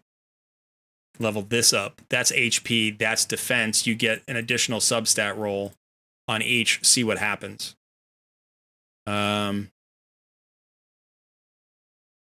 Yeah.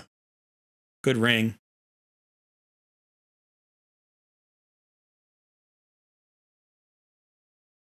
Pretty good amulet.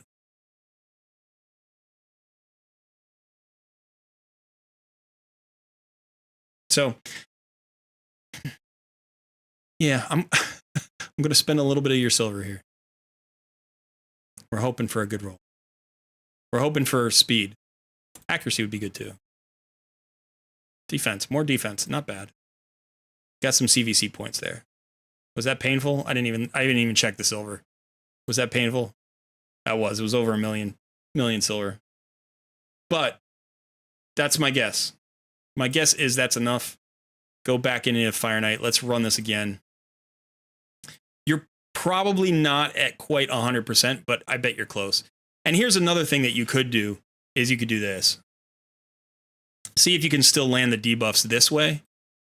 And that's going to give you a lot of extra survivability for the team. So let's just run it this way and see if that works better. If you don't land the debuffs, then you have to go back. But it looks like you have great accuracy gear. So my guess is you can build more accuracy onto your team more easily than you can build survivability onto your team. So rather than going with the accuracy aura, just go with the HP aura, and it might make it so much. It might make your team so much more survivable that that's enough. And again, we haven't messed around with the AI at all, so you could spend a little time with the AI. The thing that you probably want is to open with the taunt. Get the taunt out there first. And so that way nobody else will even get hit at first. And then you can worry about getting all the buffs up. Because he has 100k HP. The whole wave could hit him. He's not going to die. He's fine. He's totally fine. So yeah, this looks like you're full auto now. And sorry about the rolling your million silver, but it felt like a good piece to roll on. That's an extremely good piece, that shield. And I think we'll just watch this one run out, and then I think hopefully you're satisfied. You've got your full auto Fire Knight 20 now. You were so close, you really were. But again, I think the thing that people should take away from this, if anybody is struggling with Fire Knight, is you don't need a full team of multi-hitters. You have 2 triple hitters and a quad hitter. You don't need anybody else to break the shield. Though that's 10 hits right there. Right? 2 triples and a quad, that's 10. So even if the other champions just have single hitters, that's fine. It's nice to have the extra hits. I try to bring in only champions that have at least 2 hits. That's sort of a thing for Fire Knight that I try to do, but that's not always necessary. In this case, the waves were a bigger issue. They were killing your champions.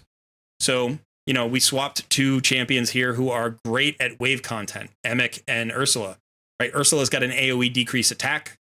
I'm sorry, she's got an AoE increased defense and what does she have? She doesn't have the decrease attack. I keep thinking she has the decrease attack. It's an increase attack. But she's got the revive. And then you've got, Emic, who's got everything else. And yeah, you're gonna get everything you need out of this team. You got the Ruello with it. If you want, you can spend my arena points in the Great Hall. Oh, that's up to you. Do you have live arena points? Because if you have live arena points, then you could get some value there.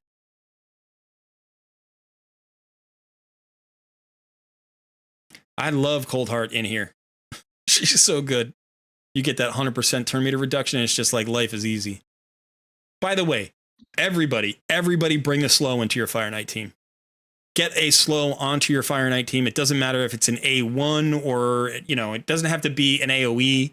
It can be a single target. It can be a random slow because there's only one target. But get a slow onto your Fire Knight team. It makes your life so much easier. I mean, obviously you already had Ruella, so you knew that, but yes, this is how you build a Fire Knight team. Slows and turn meter reductions. You break the shield once and the shield never comes up again. That's a beautiful team, man. Emic, that's an insane build on Emic that you've got going. So I think you're good. Let's take a quick look at your Great Hall. So you got your Great Hall going. Looks good for where you're at. You're building up the accuracy first, which is nice. And then if you have, area bonuses. Yeah, you just have a few tokens there. So you could spend this on Fire Knight, right? You could spend this on Fire Knight. I would either spend it on speed or accuracy. Probably those would be the first two I'd spend it on. And then after that, you could consider like defense or HP. Because damage isn't a problem for you. You have tons of damage. So you just need survivability stats or debuffing stats or speed, But you're spending it on Demon Lord, so that makes sense. By the way, I just want to take a look at your Demon Lord team. I'm assuming you said it was Emic. Are you a Nightmare? Yeah.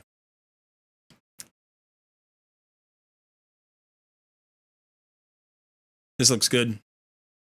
Is this speed tuned for an unkillable composition, or is this a killable Emic composition? Because it looks like it might be a killable comp.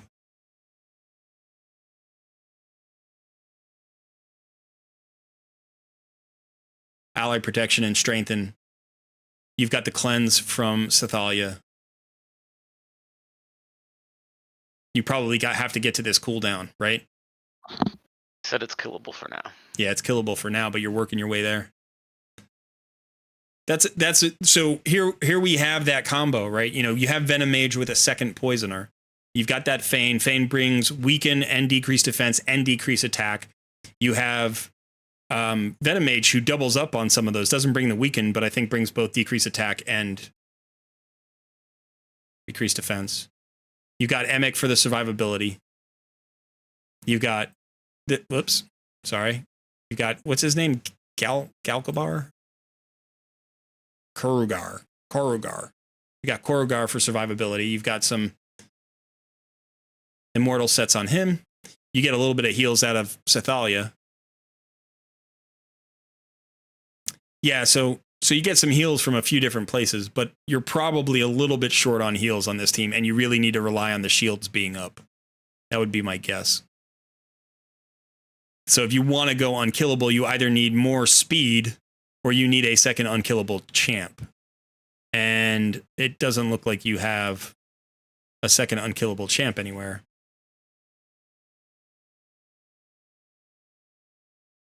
But that's a good team. It's well thought out, well planned. You could probably benefit from more speed, right? At some point, like find a way to get more speed onto that. Get somebody who's... Or if you want to run slow, you need a second unkillable champ. But yeah, that's a good team. All right. Well, that was an easy one. Thanks, Bryce. That was not particularly tough there. I'm buying your mystery shards because I can't not do it. I'm like a cat. That's what Sun said. All right. So I hope you're happy with that. Again, I would say if you struggle anywhere, any of the dungeons at all, try Emic. you got 100k emic, 100k HP emic. That's an insane tank. That's an amazing tank. And mess around with that perception gear. You've got a lot of perception gear. You've got a lot of accuracy gear, both of which are really good. They have speed on it. And consider consolidating those broken sets. If the broken sets are better, that's fine. I'm not saying that you need to get rid of the broken sets, but remember those extra stats. When you're talking about a perception set, 40 accuracy and 5 additional speed for that set gives you a lot of leeway. 40 accuracy is like 7 or 8 substat rolls. That's an insane amount of accuracy. So trying to match those stats with a broken set is really hard. Now, in this particular case, you have 2 really good pieces on that Ursula. So maybe just the best way to make her as effective as possible is get her to 60, get that accuracy banner on her with some speed, maybe move her out of that accuracy chest into an HP chest or a defensive percentage chest. She's going to be really tanky, which is what you need out of a reviver. I know she's also the debuffer, but she's one of the best revivers in the entire game. So you want her to be the last one to die. Maybe Emek dies last. You want her to be the second last one to die. But yeah, she should not be as squishy. And obviously we ran her at 50, so that's going to change. But consider getting rid of that chest piece. If you can get the accuracy from a perception set, then you don't need that chest piece as much. All right. So I think we're done. I think that's it. We're at 5:30. Let's get back to chat. I'm going to go ahead and X out of this account so King Coyote can get his account back. I'll jump back in my account. By the way, you may want to change your account. Change your password. I promise I won't steal it, but I have your info, so I could. I won't, but I could. But yeah. I won't. I won't. I'm an honest guy. It's not the stream that's keeping me honest. I would never do that. I would never do that to another gamer. It would literally break my heart to hear that somebody did that. All lies. Yeah. But that being said, I think it's better safe than sorry. Change your password. Yeah. Okay. So, yeah. Let's see. What do we have here? I haven't been able to watch chat. I'm sorry. I didn't realize, I should have realized that when you're doing takeovers, you're talking a lot. And this. SS Play says, how do I join the takeover? You got to wait until next Tuesday. But then join our Discord, because that's where we do it from.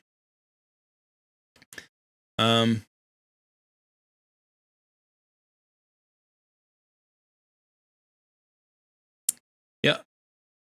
If I push more speed, they outrun the buffs.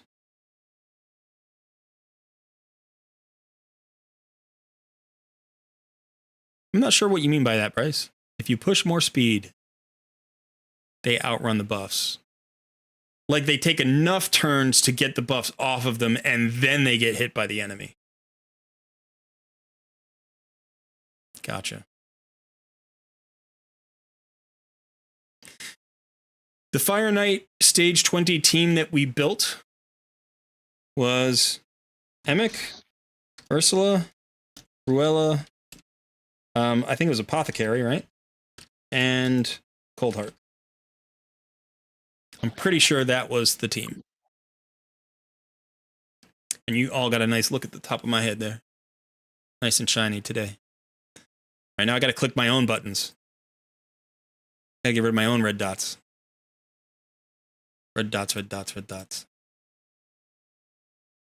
Oh, how did I accidentally remove that champion? That's really frustrating. I did. Oh, that's going to mess me up. I got to go. I got to go into the tavern. I got to find her. I got to get her XP back. Got to get her up to. It's too much. There we go. That'll be close. All right. So yeah. Thanks for joining. So by the way, just so everybody knows, two things are important to take away from this, other than the Fire Knight team or whatever you have.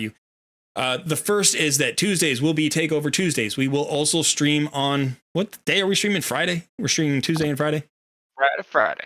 Tuesday and Friday. Friday is our Noob versus Pro, where Sun will actually be on the screen. You won't just have to listen to his voice. You can see his shining face. But yeah, so we'll have that stream. That stream will probably go live somewhere between 1 p.m. and 2 p.m. Eastern Daylight Time.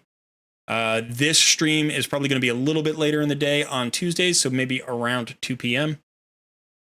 Today started late because we were trying to get all of this stuff ready.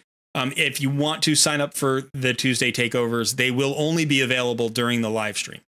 If you are looking for coaching or a takeover and you want me to do that for you, I am now offering that service. The information is not up on the Discord just yet, but it should be up in the next 48 hours or so. So if you're looking for that, that should be there. Make sure you join the Discord community.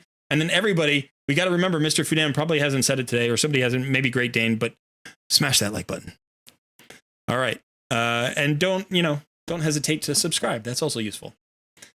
Thanks so much for hanging out. That is it for today's stream, but watch out for our Clan Boss videos that will be dropping for the rest of the week.